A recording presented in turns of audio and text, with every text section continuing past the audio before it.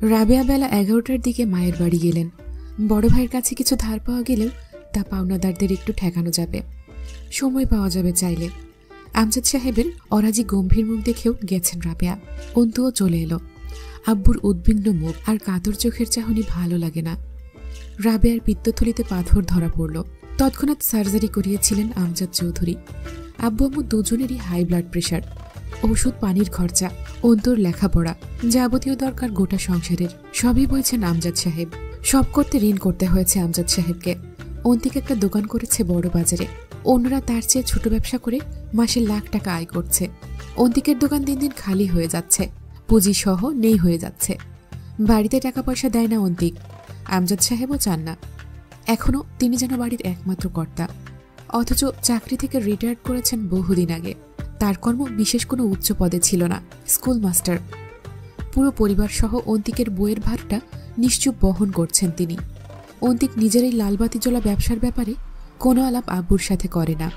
অন্তিক অকালে বউ আনার পর স্বপ্নভাঙা আমজাদ সাহেব মার্জিয়ার সামনে দাঁড় করিয়ে দুটো থাপ্পড় মেরে বলেছিলেন, খেতে দিবি কোত্থেকে? সেই তো আমার ঘাড়েই চড়ে বসবি, অন্য উপায় আছে? আর কতদিকে যাব এই সামান্য কামাই নিয়ে? এই আমিই তোকে জন্ম দিয়েছিলাম, দুই হাতে এতদূর টেনে এনেছিলাম, তোকে নিয়ে রাতভর স্বপ্ন বুনেছি জালের মতো। দেখ, বিশ্বাস করার কোনো উপায় রাখিসনি আজ সেই সব। ইচ্ছে বহুত ছিল, সেসব এক লহমায় গুঁড়ো করে দিতে বাঁধেনি তোর বিবেকে? বিবেক থাকলে হয়তো বাধ্য। বয়স কত হয়েছে, বিয়ে করে এনেছিস, তাও আবার আমার নামের সম্মান ডুবিয়ে? কি কাজ করিস? বউকে খাওয়ানোর মুরদ আছে? চাকরি বাকরি করার যোগ্যতা হয়েছে? আমার ছেলে এমন মূর্খ হবে তা জানলে হয়তো তোকে দুনিয়াতেই আনতাম না। অন্তু প্রথমবার সেদিন আব্বুকে নিজের অভিজাত ব্যক্তিত্ব থেকে বেরিয়ে প্রথমবার এমন কম দামি সাধারণ বাক্য মূর্খ সরল ধরনের কথা বলতে শুনেছিলেন। এর পরের দিন থেকে আজ অবধি চুপচাপ সব ভার বহন করছেন, কোনো অভিযোগ আর করেননি দ্বিতীয়বার। কিন্তু অন্তিক বোধহয় বাপের সাময়িক ক্ষোভকে ধরে রেখে কিছু বিচ্ছেদমূলক কাজ করে বসেছিল। একই বাড়িতে থাকে, সামনে দিয়ে যাওয়া আসা করে, মাথা তুলে তাকায় না, আব্বুর সাথে কথা বলে না, ধার ধারে না কোনো কিছুর। সে যে আছে দুনিয়াতে তার অস্তিত্বের খোঁজ পাওয়া মুশকিল। সেই সবের পরদিন বড়বাজারে দোকান নিল সে। সপ্তাহখানেকের মাঝেই সেই দোকানে কমপক্ষে লাখ 5 টাকার মাল তুলল। টাকা কোথায় পেয়েছে তার হদিস কেউ জানে না, আর না জানানোর প্রয়োজন মনে করেছে অন্তিক কোনোদিন। আমজাদ সাহেব বহু খোঁজ চালিয়েও বের করতে পারলেন না, পরে হাল ছেড়ে দিলেন। মাসখানেকের মধ্যেই দোকানের ক্ষয় শুরু হলো। উন্নতির জায়গায় ক্রমান্বয়ে অবনতি। বেচা কিনা হয় কিনা কে জানে, কিন্তু একটা পয়সা ঘরে আসে না, কোথায় যায় কেউ জানে না। প্রথমে সকলে ভেবেছিল অন্তিক খারাপ পথে গেছে, নেশা করে হয়তো। সেসবও খোঁজ নিয়ে দেখার পর পাওয়া যায়নি। অন্তিক কেমন যেন হয়ে গেছে, মুখ চোখ শুকনো, শরীর শুকিয়ে সুদর্শন ছেলেটা একদম 60 বছরের বুড়ো হয়ে গেছে। খাচ্ছে বাপের ঘাড়ে, আছে বাপের পাখার নিচে, অথচ তার আত্মসম্মান নাকি তীব্র অভিমান অথবা অন্য কিছু কে জানে। দুপুরের রান্নাতে হাত লাগিয়েছে মার্জিয়া। অন্তু গিয়ে থালা বাসন মাজতে গেলে মার্জিয়া বলল, অন্তু, একা ছিলাম, কাজ করতেছিলাম, ভালোই তো ছিলাম, কি দরকার তোমার এখানে আসার? সকাল থেকে রান্না করতে পারতেছি, বাসন মাজতে হাতে ক্ষয় ধরে যাবে না আমার? রাখো তো, যাও এখান থেকে। অন্তু কথা বলতে চাইল না, তবুও বিনয়ের সাথে বলল, আপনি চাইলে এখন একটু বিশ্রাম নিতে পারেন ভাবি, আমি রান্না করছি। সবচেয়ে বেশি গা জ্বলে কখন জানো? জানি না, আপনার বা কখন সবচেয়ে বেশি গা জ্বলে আমার জানার কথা তো নয়। মার্জিয়া দাঁত খিচে আবার সামলালো নিজেকে। তোমার সামনে আসলে, তুমি যতক্ষণ সামনে থাকো আমার গা তিত্তির করে পড়ে, বিশেষ করে তোমার শান্ত নরম কথাই। অন্তু আস্তে করে বলল, আচ্ছা, বুঝতে পেরেছি। থালা বাসন মাজা হলে রান্নাঘরে ছড়িয়ে ছিটিয়ে থাকা কৌটা বিভিন্ন জিনিসপত্র গুছাতে লাগলো। মার্জিয়া বলল, আমার চাচাতো ভাইকে পছন্দ হয়নি তোমার? অন্তু বলল, হয়নি এমন নয়। তাহলে কোনো জবাব তো দিলে না। আসলে ভাবি, এখন বিয়ে করতেই চাই না আমি। বিয়ে করার মতো হলে তো আর ভেগে যাব না। আপনার যেখানে খুশি ভালো মন্দ বুঝে দেবেন, ভেগে যাবে না তার গ্যারেন্টি কি? অন্তু চুপ রইল। মার্জিয়া আবার বলল, বিয়ে কেন করবে না? বয়স কি 15তে পড়ে আছে? কচি ভাবো নিজেকে। কমপক্ষে 22-23 বছর বয়স চলছে। মেয়ে মানুষ কি আবার 30 বছরে বিয়ে করে? বয়স একটু বাড়িয়েই বললেন ভাবি। যাই হোক, লেখাপড়া অথবা সংসার দুটোই এককভাবে করতে হয়। আউটসাইড পিছুটান নিয়ে কোনোটাই ভালোভাবে হয় না। সংসার করলে শুধু সংসার, লেখাপড়া করলে লেখাপড়া। অনার্সের আর 2 বছর দেখতে দেখতে কেটে যাবে। এলএলবি করে বার কাউন্সিলরের পরীক্ষায় উত্তীর্ণ হতে পারলে একটা নিম্ন আদালতে চাকরি পেতে হলেও চাপ কম নয় ভাবি।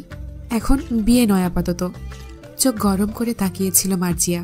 সে নরম সুরে বলল, আপনি এত আগ্রহী আমার বিয়েতে? মার্জিয়া বলল, অনেক কারণ আছে। অন্তু শান্ত গলায় বলল, একটু বলুন, আমি শুনতে আগ্রহী। মশলা কষানোর ঝাঁজ নাকে আসতেই অন্তু কেসে উঠে মুখে ওড়না চেপে ধরল। তরকারিতে পানি দিয়ে মার্জিয়া ফিরল ওর দিকে। তুমি খুব জাননেওয়ালার নাটক করলেও বহুত কিছুই জানো না। তার উপর জোয়ান মেয়ে, বাড়িতে থাকলে তোমার বাপ মায়ের চিন্তা না হলেও আমার হয়। তার উপর তোমার যেই স্বভাব চরিত্র আর তেজ, ছেলে পাওয়া গেলে হয়। আমার বোনের সংসার নড়বড়ে হয়ে গেছে তোমার জন্য। তোমাকে লেখাপড়া করাতে গিয়ে আমার শ্বশুরের হাতের অবস্থা খারাপ। অন্তু যাও তো, আমার কথা বলতে মন যাচ্ছে না তোমার সাথে। খুব অগোছালো লাগলো কথাগুলো। অন্তুর মনে হলো ভাবি যা বোঝাতে চাচ্ছে তা আসলে পারছে না। চুপচাপ দাঁড়িয়ে রইল। খানিক পরে আপন মনেই বলল মার্জিয়া, একটা টাকা যৌতুক ফৌতুক কিচ্ছু চাইনি। তোমাকে পছন্দ হয়েছে, আরও 5-7 ভরি গয়না দিয়ে নিয়ে যাবে। এতে অন্তত সংকট কমতো একটু। অন্তু হাসল। বিক্রি করবেন নাকি আমায়? আর গয়না দিলে তো আমার গায়ে অথবা আলমারিতে থাকবে, সংকট কমবে কি করে?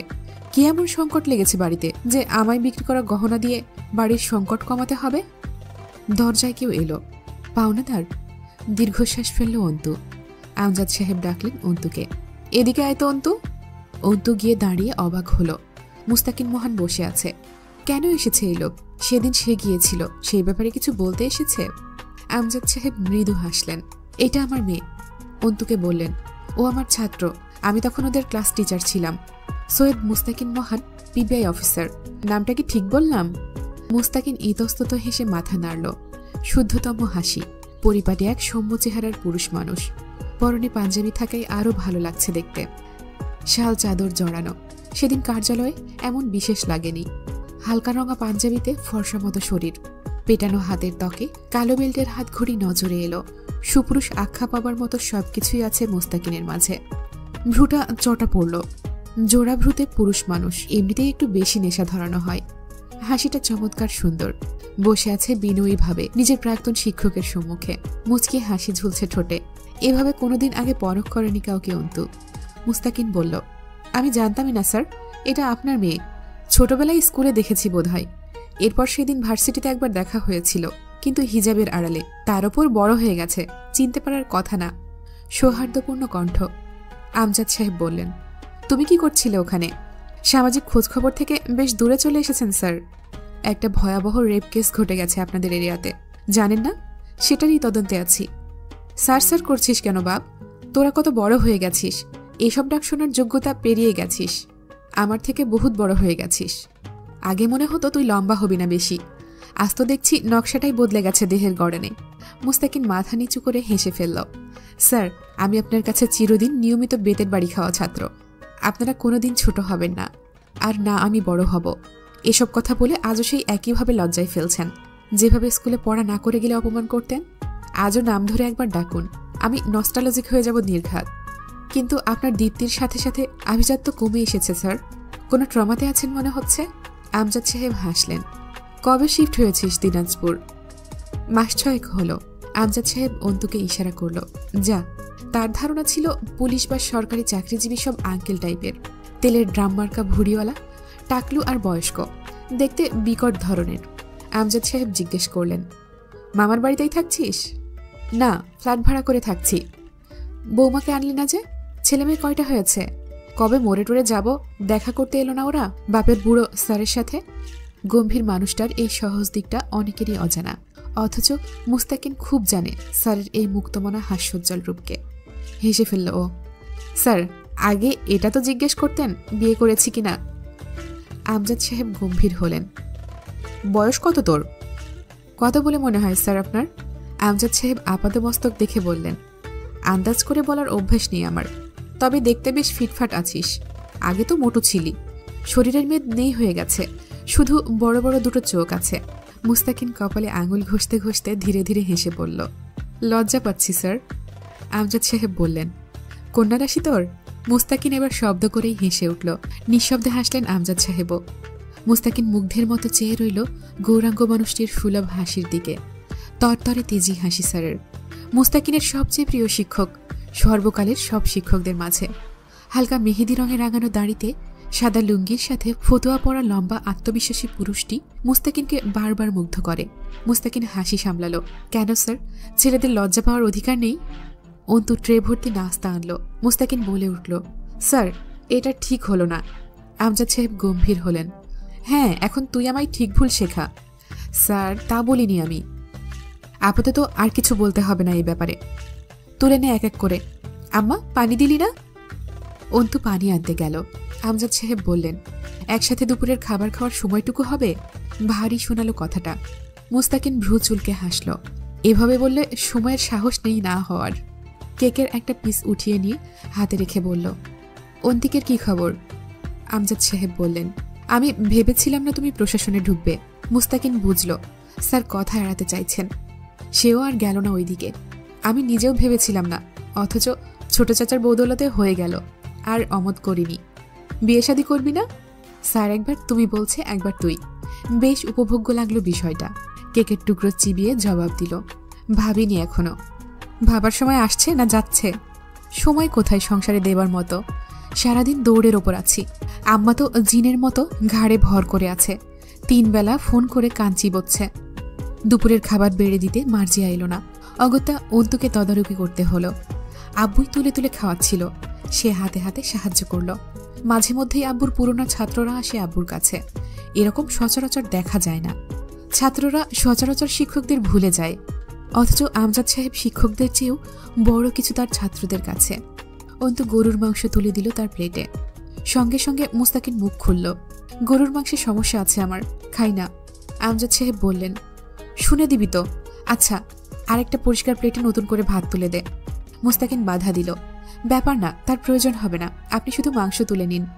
অন্তু একটু অপ্রস্তুত হলো। মাংস কি করে তুলবে? চামচ দিয়ে তুলতে গেল। মুস্তাকিন হাসল, হাত দিয়ে তুলুন না, পাত থেকে চামচ দিয়ে মাংস তোলা যায়? প্লেট থেকে হাত দিয়ে মাংস তুলে নেওয়ার পর অন্তুর শরীরে অস্বস্তি জেগে বসল। খাওয়া শেষ করে হাত মোছার জন্য গামছা চাইল মুস্তাকিন।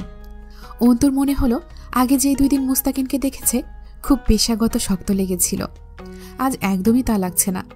সহজ, মিশুক এবং ব্যক্তিত্ব সুলভ লাগছে। তোয়ালেতে হাত মুছে সেটা আবার অন্তুকে ফেরত দেওয়ার সময় অন্তুর দিকে তাকিয়েছিল মুস্তাকিন, বেশ বেলেহাজ দৃষ্টিতে। অন্তুর মুখ দেখতে পাওয়া যাচ্ছে না। এই বিষয়টা যেন মুস্তাকিনের কৌতূহল ও অনুরাগ বাড়িয়ে তুলল অন্তুর দিকে মনোযোগী হতে। অন্তুর চেয়ে বেশ খানিকটা লম্বা মুস্তাকিন। প্রশাসনের লোকদের একটা নির্দিষ্ট লম্বা উচ্চতা থাকে। একটা ঢোক গিল মুস্তাকিন। ওড়নায় আড়াল করা মুখের ওপর দেখতে পাওয়া চোখ দুটোকে গিলে নিল বোধ হয়। বেশ অস্বস্তিতে পড়ল অন্তু। আমজাদ সাহেব হাত ধুতে রান্নাঘরে উঠে গেলেন, ভিমবার লাগিয়ে হাত ধোয়ার উদ্দেশ্যে। মুস্তাকিন অন্তুকে জিজ্ঞেস করল, কোন ইয়ারে পড়ছেন? 2nd ইয়ারের ফাইনাল দেব। কোন অনুষদে? LLB। বাপরে, হবু উকিল ম্যাডাম। অন্তুর কি হলো জানা নেই, কেমন আড়ষ্টতা ভর করল। মাথাটা নত করে মৃদু হেসেও ফেলল। এই প্রথম বোধহয় আর 5টা মেয়ের মতো কারো সামনে বেশ অপ্রস্তুত আর সংকুচিত হয়ে পড়েছে। মুস্তাকিন নিচু আওয়াজে বলল, এজন্যই সমাজের প্রকৃতি নিয়ে বেশ ক্ষোভ আছে আপনার মাঝে। অন্তু কথা ঘোরালো, আমি আপনার অনেক ছোট বোধ হয়। আপনি বলছেন, শুনতে ভালো লাগছে না। ঘাড় চুলকালো মুস্তাকিন। খুব বড়ও না, মানে অতটা অন্তত বড় না যে চোখে লাগবে। আমি যখন 8-এ পড়তাম আপনি 3 অথবা 4-এ ছিলেন বোধ হয়। অন্তু বলল, আমার আসলে ঠিকঠাক মনে নেই। মুস্তাকিন বলল, আমি মেয়েদের তুমি বলতে পারি না, নিজের কাছে খুব লেম লাগে ব্যাপারটা। এরা মায়ের জাত, এদের সামনে খুব কুকড়ে যায় আমার তেজ আর শক্তি। বলা চলে মেয়ে জাতিকে ভয় পাই আমি। মানে ধরুন কি থেকে কি হয়ে যাবে, কোথাও অসম্মান বা তাদের মনোকষ্টের কারণ হবে আমার কোনো কথা বা আচরণ, অভ্যাসগত কারণে হলেও আপনি থেকে তুমিতে আসাটা খাটুনির কাজ হবে। মুস্তাকিনের বলার ধরনটা অবলীল ও সরল ছিল। অন্তুর ভালোই লাগলো শুনতে। হাসি পেল অল্প। আব্বুর ছাত্রের মুখে আব্বুর আদর্শের কথা শোনাটা চমৎকার একটা অনুভূতি বলে মনে হলো অন্তুর। এই আদর্শই তো সে ছোটবেলা থেকে দেখছে আব্বুর মাঝে। পাঞ্জাবির হাতা গোটাতে গোটাতে আমজাদ সাহেবের পেছনে গেল মুস্তাকিন। আমজাদ সাহেব আবার বসলেন নিজের জমি জমার কথা তুলে। সব খুলে বলেছেন। আবারও একবার মনে করলেন। চলে যাবার সময় দরজা অবধি গেলেন আমজাদ সাহেব। আবার আসবি কিন্তু, অবসর সময়টা কাটতে চায় না আজকাল। মুস্তাকিন বাড়ির ভেতরে চোখ ঘুরালো। কিছু খুঁজে চলল তার দুটো চোখ। অকারণেই বোধহয় এই অযাচিত অপ্রাসঙ্গিক চোখের চাহিদা। ব্যতিক্রমে মস্তিষ্ক মনোযোগী হয়। সেই দিন অন্তুর কার্যালয় থেকে আসার পর বেশ কয়েকবার খেয়ালে এসেছিল অবশ্য এই আলাদা ধাঁচের অপরিচিতার কথা। দেখা পেল টেবিলের উপর ছড়িয়ে ছিটিয়ে থাকা থালা বাসন গোছাচ্ছে।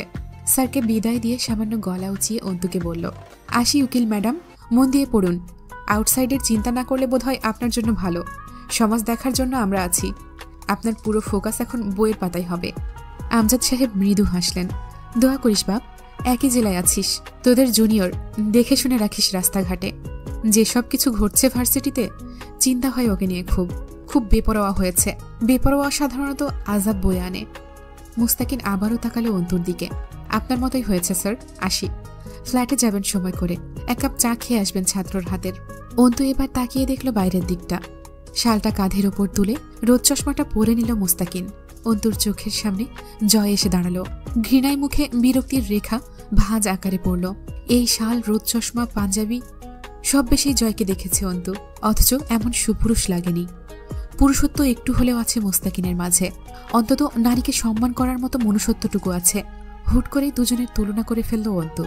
জানি না, কিন্তু আজকাল জয়ের নোংরামিগুলো মাথায় এঁটে থাকা অবস্থায় ব্যতিক্রমী এক পুরুষ চরিত্রের উপস্থাপন একটু ভাবতে বাধ্য করল ওকে। অন্তুর একা খেতে বসে খাবারে অনীহা এসে যাচ্ছিল। ভাবির ঘরে গিয়ে দেখল ভাবি উপুর হয়ে শুয়ে আছে। ডাকলো, ভাবি আসুন খেয়ে নিই, দুপুর পেরিয়ে যাচ্ছে। আমি খাবো না, খুব মাথা ধরেছে, ডেকো না আমায়। শরীর খারাপ নাকি আপনার? জ্বরটার আসবে হয়তো, চা বানিয়ে দিই, খাবেন? মার্জিয়া জবাব দিল না। অন্তু আর খেল না। চা খাওয়া যায়। আপন মনেই একটা পরিচিত কল্পিত দৃশ্য ভেসে উঠল চোখের সামনে। তার পরনে সাদা শাড়ি, তার উপর অ্যাডভোকেটের বিশেষ কালো পোশাকটা। সে কয়েকটা ফাইল হাতে রিকশা থেকে নেমে সুপ্রিম কোর্টের ফটক পেরিয়ে এগিয়ে যাচ্ছে ভেতরে। ভাবনা ভঙ্গ হলো, পানি ফুটে গেছে। চাপাতি ঢেলে দিয়ে আরেক ভাবনায় মন গেল। চোখের সামনে চিরাচরিত কল্পিত একটা দৃশ্য এসে দাঁড় হওয়া, আর বাস্তবে তার সুপ্রিম কোর্টের উকিল হিসেবে ভেতরে হেঁটে এগিয়ে চলার মাঝে দূরত্ব কতটুকু, আর সেই দূরত্বের রাস্তাটা সহজ কতটা, ঝঞ্ঝাট আর ঝড়ো হাওয়ার বেগ কেমন, কম না বেশি? রাস্তাটা বিছিয়ে আছে রক্ত গোলাপের কাঁটা নাকি রক্তরঙা কৃষ্ণচূড়ায়? তবে রাস্তার রংটা লালচে, এটা কল্পনায় এলো অন্তুর। পরদিন ভার্সিটিতে। আরমিন? অন্তু পেছনে ফিরে তাকালো। জয় হাসলো তার নিজের ভঙ্গিতে। তোমায় একটা চুমু খেতে ইচ্ছে করছে খুব। অন্তু চোখ বুজে গাঢ় শ্বাস ফেলল। রাখছো কেন?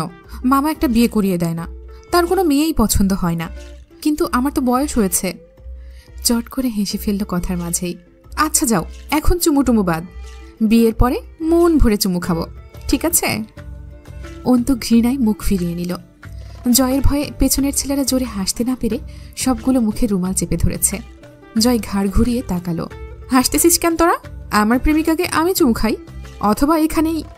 কথাটা মাঝপথে রেখেই আবার বলল, উপভোগ কর তোরা, উপভোগ কর, হাসবি না, নো হাসাহাসি। অন্তু চলে গেল। জয় হাতের তালু উঁচিয়ে ধরল। আরে কথা তো শুনে যাও। কথা অসম্পূর্ণ রেখে জোরে শব্দ করে গা কাঁপিয়ে হেসে লুটিয়ে পড়ল জয়। প্রাণ খোলা হাসি হাসছে সে। পা বাঁকিয়ে কুঁজো হয়ে দুই হাঁটুতে হাত রাখল। হাসি থামছে না ওর। ছেলেরা দেখল জয়ের মন খোলা অট্ট হাসি। ওরাও হেসে ফেলল। কোনো মানুষই একক রূপী হয় না, সবারই ক্ষেত্র বিশেষে একাধিক রূপ থাকে। জয়েরও আছে একের অধিক ভিন্ন ভিন্ন রূপ। অন্তুকে জ্বালাতে পেরে যে সে পরিতৃপ্ত। অন্তুর বিরক্তি তাকে আনন্দ দিচ্ছে। এই হাসি তারই বহিঃপ্রকাশ। অন্তুর কানে অবধি পৌঁছালো সেই হাসির আওয়াজ। জয় ঠোঁটে সিগারেট চেপে লাইটার চাইল কবিরের কাছে। কবির বলল, ভাই আপনি এই মেয়েটারে কি সত্যিই? গম্ভীর মুখে চোখ নামিয়ে তাকালো জয়। নিজের কাজে কাজ রাখ, যা। আলিম ঠোঙা ভরে গাছের পেয়ারা এনেছে জয়ের জন্য। জয়ের পছন্দ পেয়ারা। পথে হাঁটতে হাঁটতে পেয়ারা বন্টন করলো সবাইকে। পথে যেসব জুনিয়রদের সাথে দেখা হলো ওরা সালাম দিয়ে হাত মিলালো। সকলকেই একটা একটা করে দিল। একটা মেয়ের ওড়না গলার সাথে ফাঁসির দড়ির মতো পেঁচানো। জয় একবার আপাদমস্তক দেখে বলল, গলার দড়িটা হয় খুলে ফেলো অথবা গায়ে রাখো। ফাঁস টাস লেগে মরে গেলে সেই দোষও আমার হবে। লোকের ভেতর আমাকে দোষারোপ করার জীবাণু ছড়িয়ে গেছে। আদারওয়াইজ আমার মুখ আবার ভালো না, সাথে চোখ তো আরও খারাপ। আজে বাজে কিছু বললেই নেতাগিরির নাম বদনাম হবে। ধরো পেয়ারা খাও।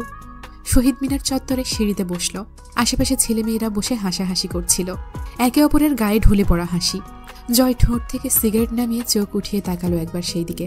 থমথমে হয়ে উঠল আশপাশ। মাথা নিচু করে সালাম দিয়ে উঠে চলে গেল সবগুলো এখান থেকে। শেষ অবধি জয়ের ভাগে পেয়ারা জুটল না। রোজ হয় তার সাথে এমন, বিলাতে বিলাতে নিজের পাত খালি। সবাই একজোট হয়ে নিজেদের পেয়ারা এগিয়ে দিল জয়ের দিকে। জয় স্বাভাবিক ভঙ্গিতেই ঘাড় নাড়ল। তোরা খা, আমি খাবো না। ভাই, কাতর স্বরে একযোগে ডেকে উঠল সবাই। জয় বিরক্ত হলো। এক একটা দেখতেছি সুপার ড্রামা কুইনের মেল ভার্সন। পেয়ারার বদলে অমন করে কলজে কেটে দাও দেখি, সম্বন্ধীর চ্যাংরারা। 4 আনা পিস পেয়ারা, তোরা খা, আমার লাগবে না। পারলে একটা মিষ্টি স্বাদের বেশি করে জর্দা মেরে পান কিনে দে, চিবই। কবির একটা দারুণ কাজ করলো। নিজের হাতের পেয়ারাটা জয়ের হাতে ধরিয়ে দিয়ে দৌড়ে ডান দিকে গেল। যে মেয়েটাকে জয় পেয়ারা দিয়েছিল সে তখনও দাঁড়িয়েছিল। তার কাছে গিয়ে বলল, পেয়ারা দাও। মেয়েটা অবাক হলো, বুঝল না, বলল, হ্যাঁ। কবির পেয়ারা কেড়ে নিল, দৌড়ে এলো দলের কাছে। কিছুক্ষণ কেউ মুখ বন্ধ করল না, কথা বলল না। খানিক সময় যেতেই সবগুলো হু হা করে হেসে উঠল। রাহাত কাঁধ থাপড়ায় কবিরের। মামা, কি কামটা করলি? কেড়ে নিয়ে চলে এলি? ভাই, তোকে আমি এই বছরের সেরা পেয়ারা ফেরত অ্যাওয়ার্ড দেব। সাথে থাকবে 2 বালতি পেঁয়াজ ভাজি আর পেয়ারার হালুয়া। কবির গম্ভীর মুখে বলল, ভাই, একটা ডাউট। আপনি আসলেই যদি মেয়েটারে ভালোবাসেন তাহলে। জয় চোখ তুলল। আমি যা বলি করি তাই। যে কোনো মেয়ে ভয় পেয়ে হোক আর ভালো লেগে হোক সাই দিত, মিঠা কথা বলতো, আর চোখে তাকাতো, দেখতো আমায়, লজ্জা পেত। যে লজ্জায় লজ্জা না, থাকে আসলে নির্লজ্জতা। 2-1 দিন গেলেই গা ঘেঁষত, এরপর আমার মনোযোগ পাওয়ার চেষ্টা করত। এসব যে কোনো মেয়েই করত, ভয়েই হোক অথবা ইচ্ছে করে। ওদেরকে জ্বালানোর কিছু নেই। সুতো না টানতেই গায়ে আছড়ে পড়া খানকি সব। ওদের জ্বালালে বিরক্ত হতো ওরা? বা সেটা কি জ্বালানো হতো, না নিজের ব্যক্তিত্ব আর পদের নাম বিসর্জন দেওয়া হতো? ঠিক কথা ভাই। ভার্সিটির ক্যাম্পাস ফাঁকা প্রায়। জয় সিগারেটে টান দিল আরেকটা। আরমিন সেই রকম? কবির বলে উঠল, না ভাই। জয় আবার বলল, আমার আচরণ, কাছে যাওয়া, কথা বলা সবকিছুতেই ওর গা চিটমিট করে ওঠে। ঠিক যেমন ধর ফুটন্ত বালুতে মুড়ির চাউল যেরকম। আর এইখানটাতেই মজা। তুই জানিস না, আমি ওর সামনে গেলে ও ঠিক কতটা অস্বস্তি আর ঘৃণা নিয়ে আমার সামনে দাঁড়িয়ে থাকে। ধরে নে একটা আজাব আমি ওর কাছে। আসলে ওকে বিরক্ত করার ইন্টারেস্টটা এখানেই। কিন্তু ভাই। জয় হাসল। রাহাত, ছাড় দেওয়া আর ছেড়ে দেওয়াকে গুলিয়ে ফেলিস না বাপ। ছাড় দিয়ে রেখেছি, সুতো আমার হাতে। সুতো জড়াতে শুরু করলে হুড়মুড়িয়ে এসে আমার খপ্পরে পড়বে। ও আমাকে চ্যালেঞ্জ করেছে, জানিস। আর কাউকে কিছু বলতে দিল না। কবিরের দিকে তাকালো। একটা অমলেট দে, গিটার দে আমার। ওর কোলে গিটার তুলে দিল কবির। তাতে টুংটাং সুর তুলে বজ্রকণ্ঠে গলা ছেড়ে চেঁচিয়ে গেয়ে উঠল, ধরো কালকি মারো টান, গাঞ্জা বাবার আসে গান, ময়রা গেলে কিছুই সঙ্গে যাবে না। গা দুলিয়ে হেসে ফেলল নিজেই। ছেলেদের অবস্থাও বেকায়দা। জয় গিটার নামিয়ে রেখে সিঁড়ির দিকে ঝুঁকে বসল। গা কাঁপিয়ে হাসছে। হাসির দমকে শরীর দুলছে তার। ছেলেরা ভীষণ ভক্ত জয়ের। নেতা নেতা ভাব, সভ্যতার বড়ই অভাব। সামনে দিয়ে একটা ছেলে হেঁটে যাচ্ছিল। জয় ডাকল, এই শোন, এদিকে আয়। ছেলেটা এসে দাঁড়ালো। জয় আগাগোড়া চোখ ওপর নিচ করে দেখল। প্রশ্ন করল, নাচতে পারিস? ছেলেটা বোকার মতো চেয়ে আছে। জয় বিরক্ত হলো। নাচতে পারিস নাকি? ছেলেটা না বুঝেই বোধহয় ঘাড় নাড়ল। জয় জিজ্ঞেস করল।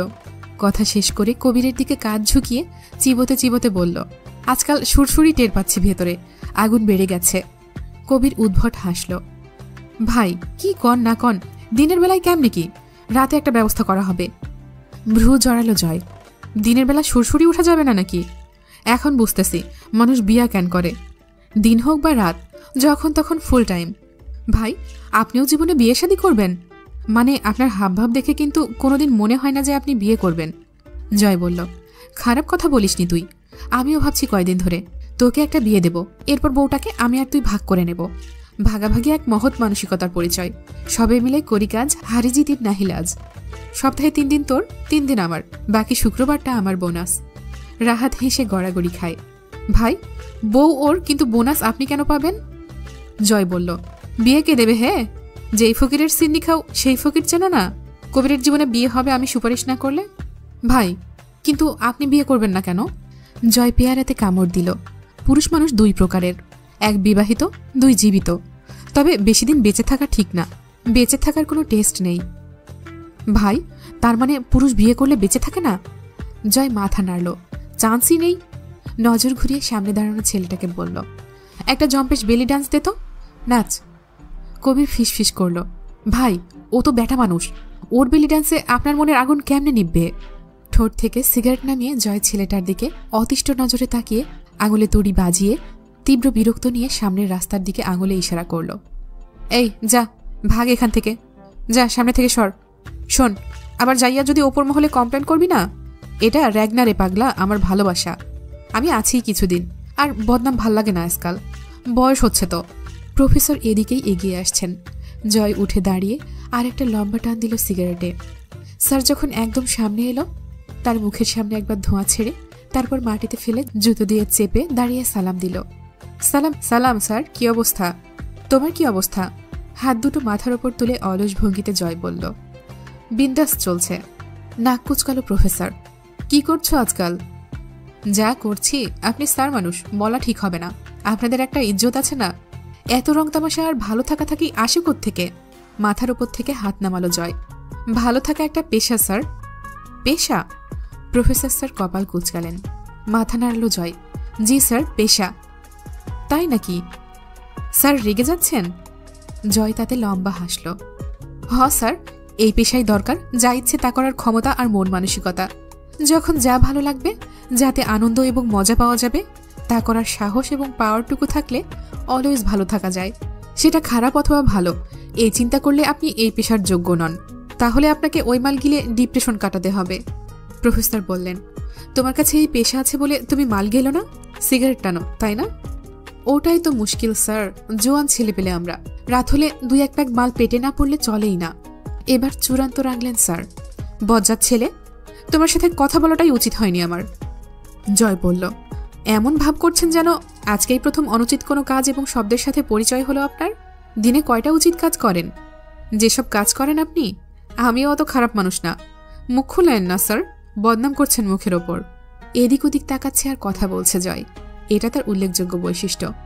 কোনো সময় চোখের চাহনি আর ঘাড় স্থির থাকে না, পাখির মতো তাকিতুকি চলতে থাকে। প্রফেসর জিজ্ঞেস করলেন, কবে এসেছো ঢাকা থেকে? আবার ঢাকা ফেরার সময় হয়ে এলো, আপনি আসার কথা বলছেন? পরীক্ষা কবে? পরশুদিন যাব। পাখিদের মতো চোখের চাহনি এবং ঘাড়টা সর্বক্ষণ ছটফটে চঞ্চল, বেপরোয়া জয়ের। প্রফেসর বললেন, ভালো হও, বখাটে হচ্ছ দিন দিন। জয় বলল, একটা বিয়ে দিয়ে দেন তাইলে ভালো হয়ে যায়। তোমাকে মেয়ে কে দেবে? এমন বাপ নেই দেশে আমার জানা মতে। দিনকে দিন যা হাবাতে হচ্ছ, 1 নম্বরের ম্যানারলেস তুমি। জয় সোজা হয়ে দাঁড়ালো, নাক শিউরালো। দিলেন তো মুডটার আব্বা আম্মা করে। ম্যানার্স কি জিনিস? What is manners? সে তা খায় না গায়ে মাখে? ম্যানার্স আর আমি একসাথে? এই অসম্ভব বাক্যটার উচ্চারণ করা কি খুব দরকার ছিল আপনার এই মুহূর্তে? যান যান, কোথায় যাচ্ছিলেন যান। আপনার উদ্দেশ্যে সম্মান দেখিয়ে আবার সিগারেটটা ফেলে দিলাম। 18 টাকা একটা সিগারেটের দাম। গম্ভীর মুখে স্যার তাকালেন। শুধরাবে না। এগিয়ে গেলেন প্রফেসর। জয় আনমনেই বলল, শুধরালে কি আপনার মেয়ে বিয়ে দেবেন আমার সাথে? স্যার পিছন ফিরে বললেন, কচু দেব। জয় স্যান্ডেলের ফিতা লাগাতে লাগাতে মুখ না তুলেই বলল, লাগবে না, আপনি ওটা জুস করে খাইয়েন, পেট কমবে, আমার এলার্জি আছে, গা চুলকায়। স্যার কপালে হাত ঠুকলেন। কবির জিজ্ঞেস করল, কি করবেন ভাই এখন? তুলির শ্বশুরবাড়ি যাব, কোয়েলকে আনতে যাব, সীমান্তশালার চুলকানি বাড়ছে, ভালো একটা মলম কিনে নিয়ে গিয়ে একটু লাগিয়ে দিয়ে আসি। জনসেবা করাই তো আমার কাম। ভাই মাইরেন না ওরে, সামনে কিন্তু নির্বাচন, হামজা ভাই জানলে আমি শেষ। নতুন একটা বাছাই অনুষ্ঠিত হবে আবার, কিন্তু জয় তাতে অংশগ্রহণ করবে না। হামজা জয়কে বলেছিল, আমার পদটা তুই নে, নমিনেশন পাইয়ে দেব আমি। জয় জানিয়েছে, শখ নেই, এই পদই ভারী হয়ে পড়তেছে আমার ওপর, একটাই কখন জানি অন্য কার ঘাড়ে চাপাই দেবনি। হামজা বলল, মালটাল খেয়েছিস, মাথা ঠিক আছে? পদ কি মুড়ির মোয়া তোর কাছে? জয় বলল, ভাই ভালো হওয়া সহজ কাম, ঠিক ততটাই কঠিন হলো ভালো হওয়ার নাটক করাটা, যেটা আমাকে ছাত্রনেতা হিসেবে প্রতি মুহূর্তে করতে হচ্ছে। কোনো রকম অসভ্যতা, অশালীনতা, উশৃঙ্খলতা চলবে না। শালা মার্কা কথা একখান। কেন, আমি যদি আসলে ভালো না হই, নাটক করতে হবে? যাত্রাপালার জোকার আমি? এসব ভারী নাম, ভালো মানুষের পদক, কর্তব্যপরায়ণতা, এইসবে গা চুলকানি আছে আমার। তবুও শুধু রয়ে গেছি ক্ষমতা হাতে রাখার জন্য, নয়তো এই বালের পদ আমার সাথে যায় না, তুমিও জানো। হামজা গম্ভীর চোখে তাকালো। হামজার চোখের মণি আলকাত্রার মতো কালো রং, তাতে যেন চোখের দৃষ্টি আরো সুচালো লাগে দেখতে। জয় বোঝানোর মতো করে বলল, আমার কথা বোঝার চেষ্টা করো না কেন বাল? আমি আমার স্বাধীনতা হারিয়ে ফেলেছি এই দায়িত্ব পালনে। নেতার মেলা গুণ থাকা লাগে, আমার নাই। প্রতিদিন আর্মিন আমার সাথে যা করে যাচ্ছে, তুমিই কও কেন সহ্য করতে হইতেছে? আমি চাইলে কোষে 4টা থাপ্পড় লাগিয়ে কানে ঝিঝি ডাকাতে পারি, মন ভরে বকতে পারি না শালিরে, কারণ আমি ছাত্র দলের লিডার। হামজা এ ব্যাপারে কিছু বলল না, সতর্ক করল, বাড়ি থেকে বের হবি না। জয় বলল, হলে কি? হামজা শীতল চোখে তাকালো, এই কথার খেলাপি হলে নিজের হাতে হাঁটুর হাড় ভাঙবো আমি তোর। মাঝারের ছেলেরা 3 বেলা নজর রাখছে বাড়ির ওপর। তোর ভাবি ওই বাড়ি যাবে বলে জিদ ধরে বসে আছে। বিকেলে সম্মেলন আছে, একটা হাঙ্গামা হবেই হবে। সাবধান করলাম, বাইরে যাস না। জয় ঘড়ি দেখল, 10টা বাজছে বেলা। ছাদে গিয়ে কবুতরের খাবার দিয়ে 2টো কবুতর ধরে আনলো কচি দেখে। তরুকে ডেকে বলল, পাতলা ঝোল রান্না করতে বলবি, মামি আর আমি খাবো। মামির শরীর ভালো? তরু বলল, এখন ব্যথা কম। আপনি কোথায় যাবেন? হামজা ভাই কিন্তু বের হতে নিষেধ করেছে, আমি গিয়ে বলে দেব আপনি বের হচ্ছেন। জয় চোখ বুলায় তরুর উপর। ভাড়ায় চালি তো? হামজা ভাই ভাড়া দেয় তোকে আমার পেছনে লেগে থাকতে? কানটা 2 চড়ে গরম করে দেব, সম্বন্ধীর চেংড়ি কোথাকার। হামজা রুমে এলো। রিমি বিছানার উপর বসে আছে, গায়ের ওড়নাটা পরিত্যক্ত হলেও বিছানায় পড়ে আছে, খেয়ালহীন উদ্ভ্রান্তের মতো বসে আছে। হামজা গিয়ে বসলো সামনে। সকাল থেকে খাওনি কোনো কিছু? রিমি বলল, আপনার পয়সায় কেনা কিছু খাওয়ার রুচি আসছে না।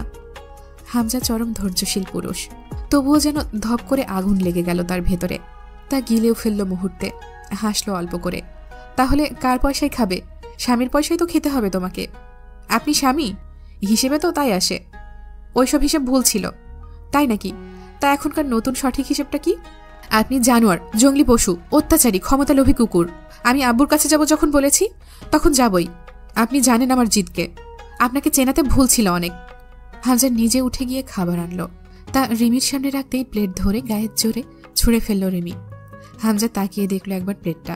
রশিদা খালা দৌড়ে এলো। প্লেটটা উঠাতে গেলে হামজা বলল, আপনি যান, যে হাত থেকে পড়েছে ওই হাতেই উঠাবে। সমস্যা নেই, আপনি যান। রিমিকে জিজ্ঞেস করল, কি করবে ওই বাড়ি গিয়ে? দেখব নিজের চোখে আপনার মতো জানোয়ারের হাত কোনো বাড়িতে পড়লে সেই বাড়ির কি হাল হয়। হামজা বলল, চুরমার হয়ে যায়, তা দেখে কি হবে? রিমি ফুঁসে উঠল, আপনার একটুও আফসোস নেই এইসব নিয়ে? হামজা বলল, অভ্যেস নেই আফসোস করার। আমি নিজের কোনো কাজে কোনোদিনই আফসোস করিনি রিমি, সেটা যতই নিকৃষ্ট কাজ হোক না। আমাদের কাজই বিতর্কিত, এটাই পলিটিক্সের পলিসি। রিমি ডুকরে উঠল, হামজার বুকে কঠিন 2টো ঘুষি মারল। চোখের সামনে থেকে যান, আপনাকে সহ্য হচ্ছে না আমার। হামজা বলল, যা করছি দলের প্রয়োজনে। তোমার চাচা আমাকে মারতে চাইলে ভালোভাবে মিটিয়ে নিতাম, কিন্তু সে আমার দুর্বলতা খুঁজে বের করে সেখানে আঘাত করছে বারবার। এটা ভয়ঙ্কর রিমি, যে তোমাকে নয় তোমার দুর্বলতাকে টার্গেট করে সে তোমার জন্য জাহান্নামের মতো ভয়ঙ্কর। আমার ক্ষতি করার চেষ্টা করছে সে গোপনে, অথচ প্রকাশ্যে আরও খারাপভাবে জয়ের দিকে হাত বাড়াচ্ছে। একবার ট্রাক চাপা দিয়ে পরের বার ছুরি দিয়ে আঘাত করেছে। মাঝারের প্রাপ্য ছিল যা তা পেয়েছে ও। এই নিয়ে তুমি বেশি বেশি করছো, পছন্দ হচ্ছে না ব্যাপারটা আমার। ঝরঝর করে কেঁদে উঠল রিমি। আপনি বন্দুক চালাতে জানেন? জানা ছিল না আমার। হাস্যকর। হামজা ঠোঁট বাঁকিয়ে অদ্ভুত ভয়ানক হাসল। আমি বন্দুক চালাতে পারি না? এটা তোমার ফ্যান্টাসি টিম। তুমি আমাকে এক ভদ্রলোক হিসেবে ভাবতে চাও, বাস্তবে যা আমি নই। আপনাকে নিয়ে আমার ধারণাগুলো কাঁচের মতো খান খান হয়ে গেল। আপনার পিস্তল এই 2 বছর বাদে সেদিন দেখলাম কাভারের গোপন সিন্ধুকে তোলা। কেন হামজা? এসব লুকানোর রূপ কেন রেখেছেন নিজের মাঝে? হামজা শক্ত হাতটা রিমির গালে রাখল। আরও আছে, সেসব ধারণা করতে তোমার কঠিন বেগ পেতে হবে। এখন থেকে প্রস্তুত হও, নয়তো সেসব সহ্য করতে পারবে না। রিমি অবাক হয়ে কিছুক্ষণ চেয়ে থেকে বলল, আমার ভাই ছিল না, মাঝার ভাই আমাকে কোলে পিঠে চড়িয়ে মানুষ করেছে। আপনি তার পেট ছিদ্র করে এসেছেন। আপনি মানুষ? হামজা হাসল। মানুষই তো, রাজনীতির মানুষ। রাজনীতিতে মানুষ ক্ষমতার জন্য এত নিচে নামতে পারে? আব্বু চাচুকে তো নামতে হয়নি এমন। আপনি একটা ধোঁকা, একটা যন্ত্রণা, যা আমাকে খুব কষ্ট দিচ্ছে। আমি সইতে পারছি না। আপনার মুখ দেখেও বুক ভেঙে আসছে। হামজা হাসল। তুমি বোকা আর সরল রিমি। তোমার বাপ চাচা কি করেছে তোমার সাথে আলোচনা সভা ডেকে করেনি। নিজের বাপ চাচা তোমার কাছে খারাপ হবে না, এটাই স্বাভাবিক। আর রইল মাঝারের কথা, তো ও তোমাকে কোলে পিঠে করে মানুষ করেছে বলে তোমার এত মায়া। আর আমি আমার এই হাতে জয়কে মানুষ করেছি। আমার কি? তোমার এই জিদ কোথায় গিয়ে থামবে? কোন কোন মোড় পাড়ি দেবে জানা নেই। তবে এসব ঝেড়ে ফেলো মাথা থেকে। ওই বাড়ি থেকে যেদিন তোমায় নিয়ে এসেছি আমার নামে কবুল পড়িয়ে তুমি আমার হয়েছ। অতএব আমাকে ঘিরে চিন্তাধারা থাকা উচিত তোমার। বাপের বাড়ি পর হয়েছে, আমি তোমার জাত পরিচয় এখন। রিমিকে কান্নারত রেখেই বেরিয়ে পড়ল হামজা। সাদা ধবধবে পাঞ্জাবির ওপর ঘিয়ে রঙের মুজিব কোট, বেশ মানিয়েছে শ্যামবর্ণের লম্বা শরীরটাতে। গাড়িতে ওঠার আগেই কবির দ্রুত গিয়ে গাড়ির দরজা খুলতে গেল। হামজা রোদ চশমা খুলে বলল, এসব ফর্মালিটি দেখাবি না আমার সঙ্গে, পছন্দ না আমার। চারদিকে পোস্টারে ছেয়ে গেছে পথঘাট, মাইকিং চলছে রাস্তায় রাস্তায়। সব পেরিয়ে এগিয়ে চলল হামজার গাড়ি পুলিশের ডেরার দিকে। দিনাজপুর শহরের সন্ত্রাস বিস্তারের কর্মসূচি যার হাতে নিয়ন্ত্রিত, রাজন ও তার ভাতিজা পলাশ। হামজার মোটেও ইচ্ছে ছিল না রিমিকে কাঁদিয়ে এসব করার, কিন্তু চাচা শ্বশুর মশাই খুব লাফাচ্ছেন, পাত্তাই দিচ্ছেন না হামজাকে। আজও ক্লাবঘরের জানালা ভেঙে গুড়িয়ে দিয়ে গেছে। গোপন সূত্রে খবর পেয়েছে জয়কে কেসে ফাঁসানোর জন্য খুব শক্ত পরিকল্পনায় নেমেছে ঝন্টু সাহেব।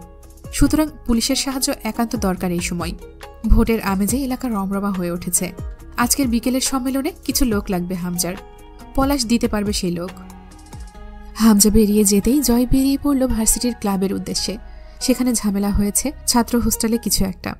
সাদা লুঙ্গি ও শার্ট পরে তরুকে ডাকলো।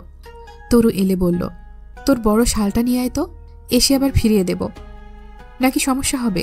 তরু কথা না বলে বেরিয়ে এলো। তার জানটা যেখানে হাজির সেখানে শালের কথা বলছে। শালটা জয় আগের বছর কাশ্মীর থেকে কিনে এনে দিয়েছিল। ভার্সিটিতে ঢুকতেই ছেলেরা ভিড় করে ফেলল জয়কে ঘিরে। এজন্য জয় ভার্সিটিতে ঢোকার মুখে রুমাল বেঁধে ক্যাপ পরে পেছনের ঝোপঝাড়ের রাস্তা দিয়ে আসে। সামনে দিয়ে ঢুকলেই সালামের জবাব দিতে দিতে আর ছেলেদের ভিড়ে বিরক্ত হয়ে যায়। অনেকেই হ্যান্ডশেক করতে এগিয়ে এলো।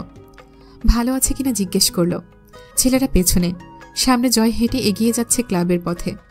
পথে হিন্দু ম্যাডাম শ্যামলী দাসের সঙ্গে দেখা হলো। জয় লম্বা করে একটা সালাম দিল, আসসালামু আলাইকুম ম্যাম। ম্যাম অল্প হাসলেন। এই কাজটা জয় ইচ্ছে করেই করে, হামজা থাকলে ধমক দিত। সালাম নিয়ে এ আর কি ঠিক না, কিন্তু জয়ের কাছে যুক্তি আছে। শান্তি সবার উপরই বর্ষণ করা যায়, তার উপর জয়ের তো কোনো ধর্ম নেই। কার্যালয়ে গিয়ে চেয়ার টেনে বসল। প্রথমেই এলো একদল সেকেন্ড ইয়ারের পরীক্ষা শেষে ফাইনাল ইয়ারের বিদায় অনুষ্ঠানের আয়োজন নিয়ে আলোচনা করতে। জয় হিসেব রেখে কাগজটা টেবিলে রেখে বলল, এত সব বড়লোকে আয়োজন করার মানে নেই। জিলাপি অথবা বাতাসা ছিটিয়ে হরি লুট দে ভাই, এ একটা কথা? কথা না? কথা কাকে বলে বলতো?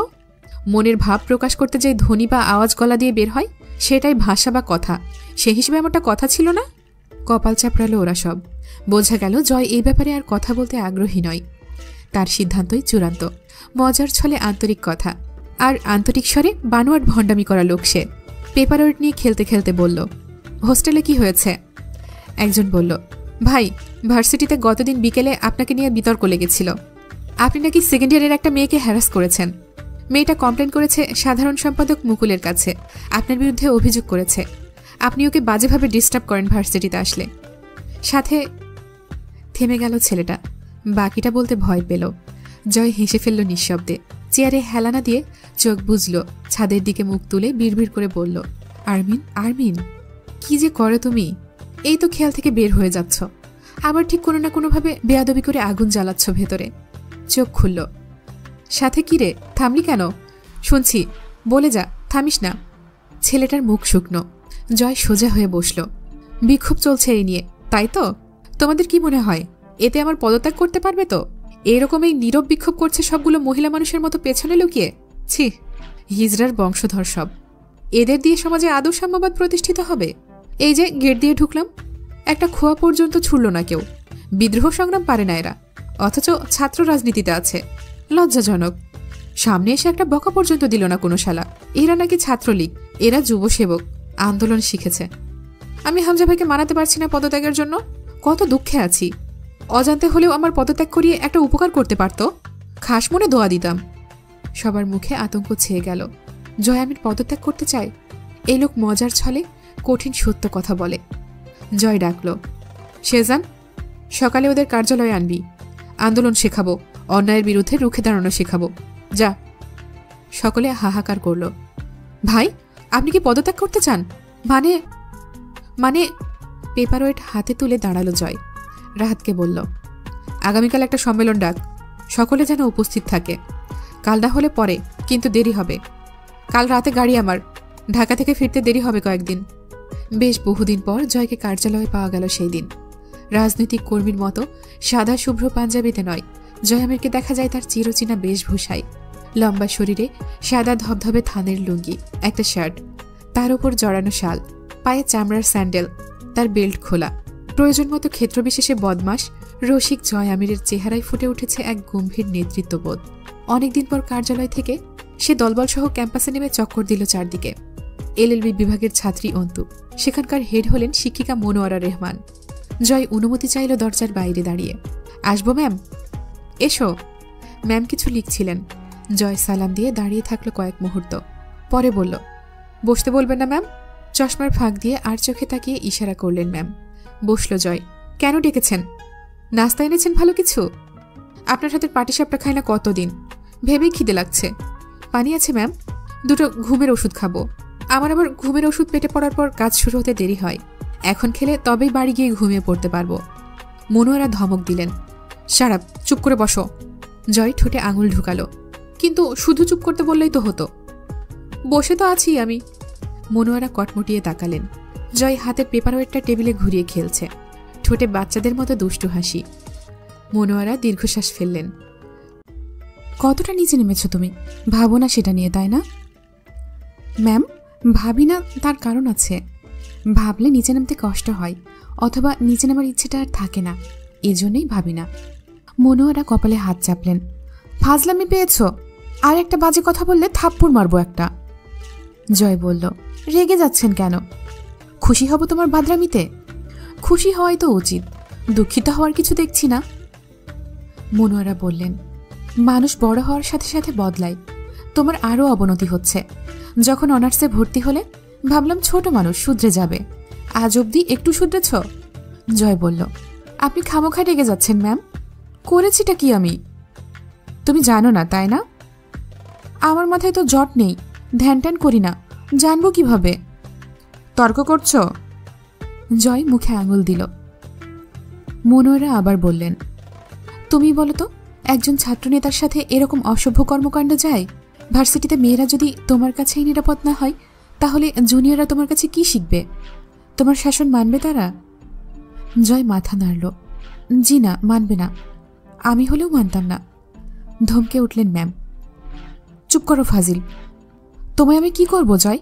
এত দায়সারাভাবে জীবনযাপন কেন করো? কোথায় গিয়ে আটকে যাবে, তখন কিন্তু ছটফটানিতেও লাভ হবে না বিশেষ। জয় হাসল। ম্যাম, আমি জানি আমার পরিণতি খুব একটা ভালো না, কিন্তু আমার সেই পরিণতিকে ভয় লাগে না। এই রোগের ঔষধ নেই। তুমি পাগল জয়। বেশি না, অল্প।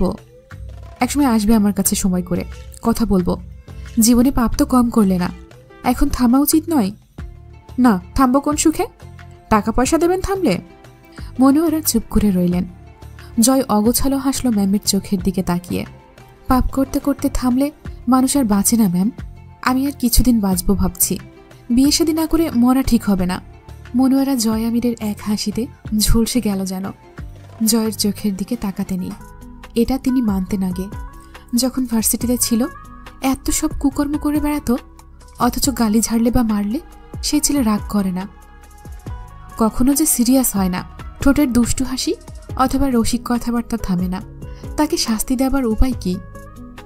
মনোয়ারা কঠিন স্বরে বললেন, এখন বলো, কি হয়েছে মেয়েটার সঙ্গে তোমার?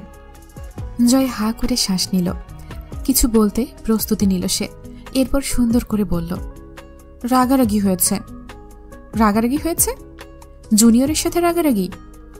জয় বলল, আর্মিন আমার প্রেমিকা ম্যাম, কিন্তু ও এখন আর আমাকে চায় না।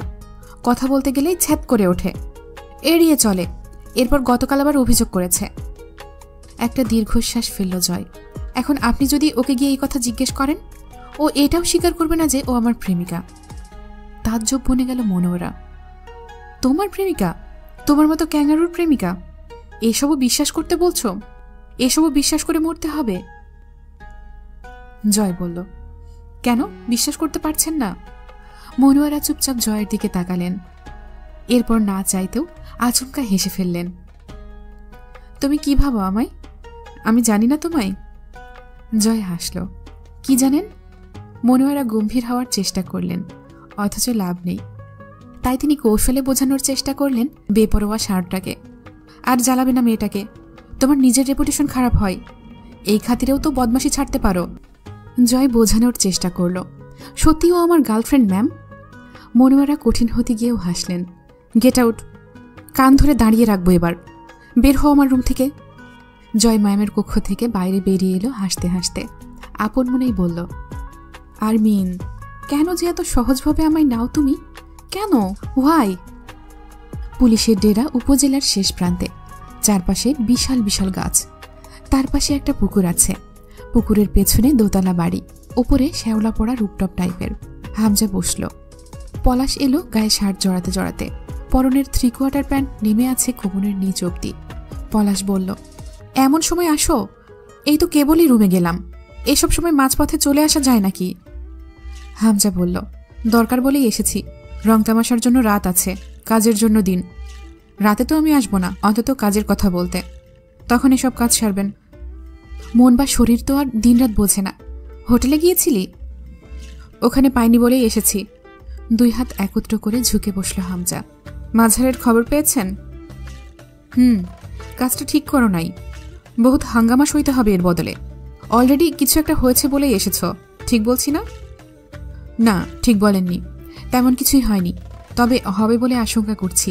আপনি এবার মাঝারকে সাহায্য করছেন না তো? আরে না, আমার কাছে আসে, বসে, 2-1টা ফুক মারে চলে যায়। হামজা বলল, অবাস্তব পেট বাঁধানো কথা শুনতে এখানে আসিনি পলাশ ভাই। বাজে কথা রেখে সোজা কথায় আসুন। পলাশ বলল, তো তুই কি চাস আমার কাছে? তোর শত্রুগুলারে আমি শত্রু বানিয়ে ফেলি? এখানে বসে ব্যবসা কারবার চালাতে গেলে দিনাজপুরের সব রাজনীতিবিদদের আমার দরকার। আমার কারবারের কাছে আমি আপোষ করি না, জানিস তো তুই। হামজার জন্য নাস্তা এলো। পলাশ খেতে ইশারা করল। হামজা তা উপেক্ষা করে বলল, আজ যদি মাঝারের লোক কোনো হাঙ্গামা করে, আপনার কারবারেও ভাটা পড়বে। এখানে বসে কলকাঠি নাড়ার সুযোগ আমি আর দেব না বোধ হয়। পলাশ বলল, ইস, কোন কথা কোন দিক থেকে কোথায় নিয়ে যাচ্ছ? আমি শুধু কারোর সাথেই সম্পর্ক নষ্ট করতে চাই না, আর এটাও চাই না তুমি আর মাঝার এক হও। যেহেতু আমারও তোমাদের প্রয়োজন, তোমাদেরও আমাকে। অথচ 2 জন এক হতে পারো না। মাঝে পিষে মরছি আমি। হামজা বলল, অথচ মেয়র হচ্ছি আমি। মাঝারের গোষ্ঠীশুদ্ধ রাজনীতি থেকে উপরে ফেলব। তাহলে ওদের সাথে আপনার সম্পর্ক রাখার বিশেষ দরকার হবে বলে মনে হচ্ছে না। পলাশ সিগারেট ধরিয়ে ঠোঁট চেপে বলল, চা ঠান্ডা হয়ে যাচ্ছে। সোফার উপর শরীরের ভার ছেড়ে বসল। হামজা শুনল না বোধহয় সে কথা। সোজা সাপটা বলল, আজ সম্মেলনে যদি একটা আওয়াজ আসে ওদের, সামান্য পরিবেশ নষ্ট হলেও আপনার ধান্দার শিকড় একটানে উপড়ে ফেলে দেব আমি। মাঝহার ঢাকায় চিকিৎসারত, ওর ছেলেরা আতঙ্কগ্রস্ত। অথচ আমি জানি আপনার লোকজন মাঝহারের হয়ে ক্লাবে প্রতিদিন গন্ডগোল করতে যাচ্ছে। আপনি ওদের নিষেধ করবেন। পলাশ চুপচাপ তাকিয়ে রইল একটু হামজার দিকে, পরে গম্ভীর হল। আমি ওদের যেতে বলিনি। হামজা বলল, আমিও আমার ছেলেদের যেতে বলবো না। ওরা নিজেরাই দড়ি ছিঁড়তে খুব উস্তাদ, আর জয়কে তো চেনেন। পলাশ বলল, এত হাইপার হয়ে এই লাইনে টিকবি কেমনে? তুই শান্তিপূর্ণভাবে কাজ করেই এত তাড়াতাড়ি এইখানে আসছস। এখন আমি যা বলি মন দিয়ে শোন। হামজা বলল, সংক্ষেপে শেষ করুন, সময় কম। পলাশ বলল, জয় কোথায় এখন? হামজা বলল, বাড়িতে। কথাটা বললেও মনের ভেতরে খট করে উঠল হামজার। যে ডানপিটের ছেলে আসলেই বাড়িতে আছে তো? রাগে শরীরের লোম দাঁড়িয়ে গেল। সবকিছু অসহ্য লাগছে জানি। পলাশ বলল, জয় তো তোর সাধের গোয়ালের পাগলা ষাঁড়। ওরে তুই ভালো শক্ত দড়িতে আটকাস নাই কোনোদিন, এজন্যই ভুগবি খুব। যতই গুছাইয়ে রাখতে চাও আব্বা গোয়ালটারে, পাগলা ষাঁড়টা যতদিন খোলা আছে তোমার দুর্ভাগ্যের শেষ থাকার কথা না। নির্বাচনের আগে যেই কামটা করছিস তুমি, আমি খালি ভাবতেছি ওরা এখনো কেস ফাইল করে নাই কেন তোর নামে। সাবধান থাক, ঝড়ের আগে নীরবতা বলেও একটা কথা আছে। ঝন্টু সাহেব ছেলেকে নিয়ে ব্যস্ত, চিন্তিত। কিন্তু মাঝার সুস্থ হোক, ফিরে আসুক। খেলার দিন গেল না, আসতেছে। নির্বাচন ক্যান্সেল করছিস, ছেলেটারে আধমরা করছিস মেরে। এই সময় ঠিক না এসব। হামজা চুপচাপ শুনল, পরে জিজ্ঞেস করল, রাজন মামা কবে আসবে? সিগারেট ফেলে দিয়ে পলাশ বলল, রাজধানীর ব্যস্ততা মেলা, ঠিক নেই কবে আসে এক ঝলক। আর কিছু বলতে চাচ্ছিলেন? মুখের ভেতর না রেখে বলে ফেলুন। হামজার কথাই হেসে ফেলল পলাশ। তোরে আমার খুব ভাল লাগে হামজা, একদম সফল গ্যাংস্টার তুই। তবে আমারে যে পদে পদে দরকার তোর, এইটা ভুলবি না। পলাশের চোখের রং ধূসর, ঠিক বিড়ালের চোখের মতো জলজল করে। হাসলে কেমন এক গা ছমছমে ভাব ছড়িয়ে পড়ে আশেপাশে। চেহারাটা অন্যরকম দেখতে, ভ্রুর মাঝখানে ফাঁক নেই, জোর ভ্রু, খাড়া নাকের ডগায় সূক্ষ্ম বিভাজনের কারণে নাকটা অদ্ভুত লাগে দেখতে। কথা বলার সময় ঠোঁটে একটা প্যাচপ্যাচে হাসি লেপটে থাকে। এই হাসি দিয়েই দিনাজপুরের কালোবাজার জমজমাট চলছে পলাশের হাতে। হামজা বেরিয়ে এলো, তার মন অশান্ত হয়ে আছে। অস্থির হাতে ফোন করলো বেশ কয়েকবার জয়কে। জয় প্রতিটা কল গুনে গুনে কেটে দিল। ফোন ভাইব্রেট হলো হামজার। রিপন কল করেছে। মিনিট চারেকের মতো শুধু বলল ওই পাশ থেকে। হামজা শুনল, মাথায় রক্ত উঠে গেল। সোজা গাড়িতে উঠে বসল বাড়ির উদ্দেশ্যে। তরু অসময়ে হামজাকে দেখে চমকালো। হামজা রাগে না, খুব শান্ত মানুষ। রাগলে মানুষ থাকে না, এটাও সত্য। হামজা বাড়িতে এসেই জয়কে ডাকতে শুরু করলো।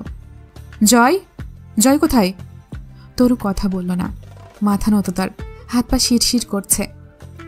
তরুর নীরবতা হামজাকে ক্ষুব্ধ করে তুলল। হাতের ফোনটা এক আছাড়ে 4 খণ্ড হলো। বকে ওঠে, জানোয়ারের বাচ্চা, বের হয়ে গেছে। বললাম বাইরে পরিস্থিতি খারাপ, বের হোস না। বের হয়েছে আবার ভার্সিটিতে গিয়ে আকাম করা সারা। তোরা কেউ দেখিসনি যখন বের হয়েছে?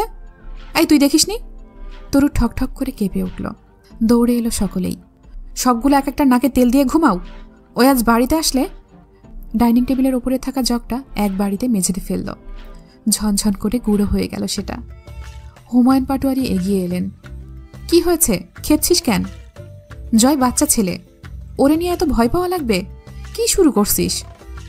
তুলি বের হয়ে এলো। তোমার ছেলে কি মানুষ আব্বু? কোয়েলকে আনতে যাওয়ার কথা ছিল, জয় সেখানে গেছে হয়তো। হামজা তাকালো তুলির দিকে। তুলি চুপ করে গেল। হামজার চোখ দিয়ে রক্ত ছুটে বের হচ্ছে। চোখ বুজে খেপে যাওয়া গোখরো সাপের মতো ফুসফুস করে নিঃশ্বাস ছাড়ল নিজেকে শান্ত করতে। সোফার পাশে জয়ের হেডফোনটা পড়ে আছে। সেটা তুলে সেটা গিয়ে দেয়ালে লেগে ভেঙে মেঝেতে ছড়িয়ে পড়ল। হুমায়ুন পাটোয়ারি বললেন, তুই শান্ত হ, ওর কিচ্ছু হবে না। দাঁত আটকে হামজা বলল, আব্বু কথা কম বলেন আপনি। তুলি ভেতরে যা। গর্জে উঠল হামজা। তুলি চোখ বুজে ফেলল সেই বজ্রকণ্ঠে, তবুও নড়ল না। তরুর গা কেঁপে উঠল অজান্তেই। হাতের লোম দাঁড়িয়ে গেছে, শিউরে উঠল শরীরটা। হামজা বলে উঠল, বাইরের পরিস্থিতি সম্বন্ধে ধারণা আছে আপনার কোনো? ফোন লাগান, ফোন লাগান কুত্তার বাচ্চারে, জলদি করেন। ফোন কই আপনার? হুমায়ুন পাটোয়ারি দৌড়ে গিয়ে ফোন আনলেন। ফোন করলেন জয়কে। জয় 2 বার কেটে দিয়ে তিনবারের বার রিসিভ করে। হামজা ফোন কানে ধরতেই মারি পিষল, বান্দির বাচ্চা, কই মরতে গেছিস? আজ আমার সামনে আসলে তোর রুহ না বের করে নিই আমি। হারামির বাচ্চা, 5 মিনিটের মধ্যে বাড়ি না আসলে খুন হয়ে যাবে আমার হাতে। জিবি তো পুঁতে রাখবো একদম। কথা কানে যায় না, মাথায়ও ঢোকে না। সেই মুহূর্তে ভেতরে ঢুকল জয়। তার কানে ফোন ধরা তখনও। হামজা ফোন নামিয়ে রেখে এগিয়ে গেল জয়ের দিকে। জয় এক লাফে সোফা টপকে অপর পাশে গিয়ে দাঁড়ালো। ভাই থামেন, আমি কিন্তু ছোট বাচ্চা না, কাজ ছিল, বের হয়েছিলাম। সবার সামনে বললে বেইজ্জত হবে আমার। হামজা তেড়ে ধরতে গেলে জয় ছিটকে দাঁড়ালো। আমারে কি তোর ভুদাই মনে হয়? ওরা আসবে, আমার ক্ষতি করে চলে যাবে, আর আমি চুপ করে পড়ে থাকবো ওখানে? হামজা নিয়ন্ত্রণ করতে গিয়েও পারল না, বিশ্রী ভাষায় বকল, আর একটা কেস যদি দেয় তোর নামে, তারপর? এমনিতে কি চারদিকে প্যারার অভাব? কিসের সম্মেলন ডেকে এসেছিস কালকে? আর মাত্র 15 দিনে নেই নির্বাচনে। এ সময় তোকে টলারেট করব? নাকি যা যা ঝামেলা বেঁধে আছে চারিদিকে আরও ঝোপে ঝোপে আছে সেগুলো ট্যাকেল দেব? তোর ঝন্টু আব্বা তোর নামে কত রকমের কেস ফাইল করবে। তোরে ফাঁসির দড়িতে না, ওর নাই ঝুলাবে। আমার নির্বাচন চাঙ্গে না মাথায় তুলবে, সেই পরিকল্পনা আসছে। ভার্সিটিতে তোর বিপক্ষে আন্দোলন করছে, নির্বাচনের দিন এগিয়ে আসছে। এবার একটু ভালো হ। চাপ নিতে নিতে আমার ধৈর্যের টান লাগছে। সবগুলোরে একসাথে কুচি কুচি করে পেট্রোল ঢেলে পুড়িয়ে দেব। এরকম কর্ম করে রাখো, তা সামাল দেওয়ার জন্য আমি একা। হুট করে হামজা রুখে গেল জয়ের দিকে। গায়ে হাত লাগানোর আগেই মাঝখানে তুলি এসে দাঁড়ালো। থাম, রাগ উঠলে পাগল হয়ে যাস। মানুষের চামড়া আছে তোর মাঝে, এজন্যই তো ভাবি তোকে ঘেন্না করে। হামজা চোখ বুঝল। তুলি সরে যা সামনে থেকে। তোর গায়ে হাত দিতে চাচ্ছি না আমি, বেশিক্ষণ মনে রাখতে পারবো না তুই মেয়ে মানুষ। তুলি বলল, ভুলে যা, পারলে ভুলে গিয়ে মার আমায়। ওর শরীর ভালো, তুই ওকে মারতে যাচ্ছিস? তার আগে নিজের দিকে দেখ। সব ভুল ওই করে, তোর কোনো ভুল নেই। তুই তোর চাচা শ্বশুরকে নির্বাচন থেকে বাদ করেছিস কেন? এখন ওরা খেপে গেলে সামাল দেওয়া কষ্ট হচ্ছে। তার ভাগ জয় কেন নিবে? তুই ক্ষমতার লোভে বহুত আগেই জানোয়ার হয়ে গেছিস, জয়কেও বানিয়েছিস। শোধ এই বাড়ির কোন পুরুষ বা মেয়ে লোকটা ভালো? কেউ কাউকে কাদা ছড়ার নেই। হামজা সরে এলো। জয় সোফা টপকে হামজার সামনে এসে দাঁড়ায়। ভাই। হামজার কাঁধের দুপাশে নিজের দুহাত জড়িয়ে পিছিয়ে নিয়ে সোফায় গিয়ে বসিয়ে দিল হামজাকে। এরকম নির্লজ্জের মতো সামনে চেয়েও হামজা কোনো প্রতিক্রিয়া দেখাতে পারল না। মুখ কঠিন করে ভারী শ্বাস ফেলতে লাগলো। জয় পা ফাঁকা করে বসল সোফাতেই। ঠান্ডা হও তুমি, সব ঠিক আছে, যা হয় দেখা যাবে। কিছু না হতেই তা হবে আশঙ্কা করে যদি অশান্তি করো, তাহলে না হওয়া অবধি যেই শান্তিটুকু পাওয়ার ছিল সেটা থেকেও তো বঞ্চিত হচ্ছি আমরা। হামজা বিরক্ত হলো। জয় সেটাকে পাত্তা না দিয়ে হামজার কোলে মাথা রেখে শুয়ে পড়ল। হামজা মাথা এলিয়ে বসল। তুই কি করেছিস আরবিনের সাথে? জয় বলল, খবরদার ভাই, একদম এসব মেয়ে ঘটিত বিষয়ে আমাকে জড়াবে না। আমি ভার্জিন ছেলে, ভালো ছেলে। তুমি আরমিনকে গিয়ে জিজ্ঞেস করো ও আমার সাথে কি করেছে। সকলের কানে যেন বোমা ফাটল। তরু ভ্রু কুচকাল। আরমিন আবার কে? কোন মেয়ে জয়ের সাথে কি করেছে? হামজা বলল, কি সব বাজে কথা বলছিস? ও কি করবে তোর সাথে? আমি কিছু না করে ভুল করেছি। ওই মেয়ে আমার নামে অভিযোগ করেছে আমি নাকি ইফটিজিং করি ওকে। তোমার কসম, এখন অবধি ছুঁয়ে পর্যন্ত দেখিনি, মুখটাই দেখিনি। মুখটা দেখেছি ভুলভালে একবার। পাগল ছাগল চিংড়ি, ইফটিজিংও বোঝে না। চাঁদনির সাথে আবার দেখা করতে গিয়ে সেদিন দেখা পায়নি অন্তু। ঘর বাড়ি আছে, মানুষ নেই। আজব ব্যাপার, আখির লাশ মাটি হয়েছে 2 সপ্তাহ হয়নি। হতে পারে হামজারা উচ্ছেদ করে দিয়েছে তাদের। আশেপাশের বাড়িতে খোঁজ করতে যেতে পারেনি সংকোচে। পাশেই হামজার ক্লাব, পুরো এলাকা পোস্টারময়। গাড়িতে গাড়িতে মাইকিং চলছে। বিশ্রী অবস্থা। শহরের ভেতরে ঢুকে ভীষণ অস্বস্তি হলো অন্তুর। আব্বু ছাড়া একা চলার অভ্যাস নেই। 4 মাস আগেও 2টো ছাত্র পড়াতো। নিজের ব্যস্ততায় এবং আমজাদ সাহেবের নিষেধে বাদ দিয়েছে। একজনের কাছে 2 মাসের বেতন পাওনা ছিল, তা কোনোদিন চাইতে যায়নি অন্তু। সেদিন ফেরার পথেই তাদের বাড়ি পড়েছিল। মহিলা দেখতে পেয়ে খুব খাতির করে ভেতরে বসিয়ে নাস্তা করিয়ে সেই টাকা জোর করে হাতে ধরিয়ে দিলেন। অন্তুর ফুরফুরে লাগছে মনটা। পুরুষেরা ভাবে তারাই বোধহয় শুধু বেকারত্বে পিষে মরে, সকাল্লাদ পূরণে ব্যর্থতায়। তারা বোঝে না, মেয়েরাও স্বপ্ন দেখে নিজের যোগ্যতার জোরে হালাল উপার্জনের টাকায় 2টো মানুষের হাতে কিছু তুলে দিয়ে তাদের কপট রাগের শিকার হতে। এখন অন্তু পুরো টাকাটা দিয়ে একটা দামি রোলেক্স ব্র্যান্ডের ঘড়ি কিনে আব্বুর জন্য নিয়ে যাবে। আব্বু হাসবেন না, একটুও না, গম্ভীর হয়ে বলবেন, বেশি বড় হয়ে গেছিস। এসব আনতে কে বলেছে? তোর এটা নেই সেটা নেই, এটা দিয়ে কিনে নেওয়া যেত না? যা নিয়ে যা তোর ঘড়ি, লাগবে না আমার, আমি ঘড়ি পরি না এখন আর। অন্তু চুপচাপ রেখে চলে আসবে। তৎক্ষণাৎ ঘড়িটা হাতে তুলে নেবে আমজাদ সাহেব। উল্টে পাল্টে দেখবেন, স্বল্প বিস্তর হাসবেন। সেই হাসিও যেন গম্ভীর দেখাবে। এরপর হাতে পড়বেন ঘড়িটা, আবার খুলে রেখে দেবেন পুরনো আলমারির ডান পাশের ড্রয়ারে। ঘড়ি কেনা শেষে ফেরার গাড়ি থামল অন্তর। চালক বলল, আপা ওঠেন, তাড়াতাড়ি ওঠেন, ট্রাফিক বেশিক্ষণ দাঁড়াইতে দেয় না এখানে। গাড়ির ভেতরে ঠেসে ঠুসে বসার মতো কোনো মতে জায়গা রয়েছে। সব যাত্রী পুরুষ। অন্তু বলল, পরের গাড়িতে যাব, আপনি যান। আরে আপা, সমস্যা কি? সবার ঘরেই মা বোন আছে। এরা কেউ আপনার ভাই, কেউ বাপের মতন। বসেন, চলেন তাড়াতাড়ি। অন্তু হাসল। জি, একদম সঠিক কথা বলেছেন। বেগানা বলে শুধু একটা শব্দই আছে, এর কোনো যুক্তি নেই। হুদাই এই শব্দটার উৎপত্তি হয়েছে। কারণ যেহেতু বাড়িতে মা বোন সবার রয়েছে, সুতরাং সবাই সবার মা বোন। এতে সন্দেহের অবকাশ নেই, পৃথিবীতে সবাই সবার মা বোন। তো ভাই, আপনি আপনার কোন মা বোনকে বিয়ে করেছেন? জায়েজ হয়েছে তো বিয়ে? ফাজলামো করার জায়গা পান না? নাটক। এসব ঘোমটার তলে খ্যামটা চলে, তা তো লোক জানে না। রাস্তাঘাটে বের হন কেন তাহলে? এতই যখন দেমাগ, উড়োজাহাজে চড়ে পথে ঘাটে চললেই তো পারেন। অন্তু মাথা নাড়ল। আপনার পরামর্শ আমি মনে রাখবো ভাই। এরপর যতদিন উড়োজাহাজ কিনতে অথবা যার তার পাশে গা লাগিয়ে চট করে উঠে বসে যেতে না শিখি, ততদিন আর বের হব না। লোকটা কিছু বলতে উদ্যত হতেই অন্তুর কণ্ঠস্বরের শীতলতা লিপ্টে কঠিন দৃঢ় হয়ে উঠল। যান, দাঁড়িয়ে থাকবেন না আর। লোকটা আবার কিছু বলতে নিতেই অন্তুর কথার বিচ্ছুরণ তীব্রতর হলো। আমি আপনাকে নিমন্ত্রণপত্র পাঠিয়ে আসিনি আমার কথাগুলো শোনার জন্য। আপনি এসে দাঁড়িয়েছেন, কথা তুলেছেন। যান। নাকের পাটা শিউরে উঠল অন্তুর। চোখ তীর্যক হলো। গাড়িওয়ালা চলে গেল অন্তুকে বাজে ভাষায় গালি দিতে দিতে। অন্তুর কানে এলো, গায়ে লাগলো না। সে এদিক ওদিক তাকালো, দৃষ্টি থামল। অন্তিক রাস্তা পার হচ্ছে, সাথে একটা কালো কুচকুচে লোক। ভয়ঙ্কর চেহারা সুরত, গলায় কমপক্ষে 20-25 রকমের চেন, হাতে বালা, ঘাড়ে ট্যাটু। অন্তিকের চোখ মুখ শুকনো। যে ছেলে কোনোদিন আম্মা অল্প ধমকে কথা বললে 7 দিন হোটেলে খেত, তাকে লোকটা শাসিয়ে কথা বলছে বোধহয়। অন্তিক বাধ্যগতের মতো মাথা নাড়ছে, খুশি করার চেষ্টা করে যাচ্ছে লোকটাকে। অন্তু ভ্রু কুচকে তাকিয়ে রইল। অন্তিক আর অন্তিক নেই, জীর্ণ শীর্ণ এক ভিখারি দেহে পরিণত হয়েছে। চোখের নিচটা কালো, মুখে মলিনতা। সেদিন ঝামেলা মিটিয়েছে হামজা।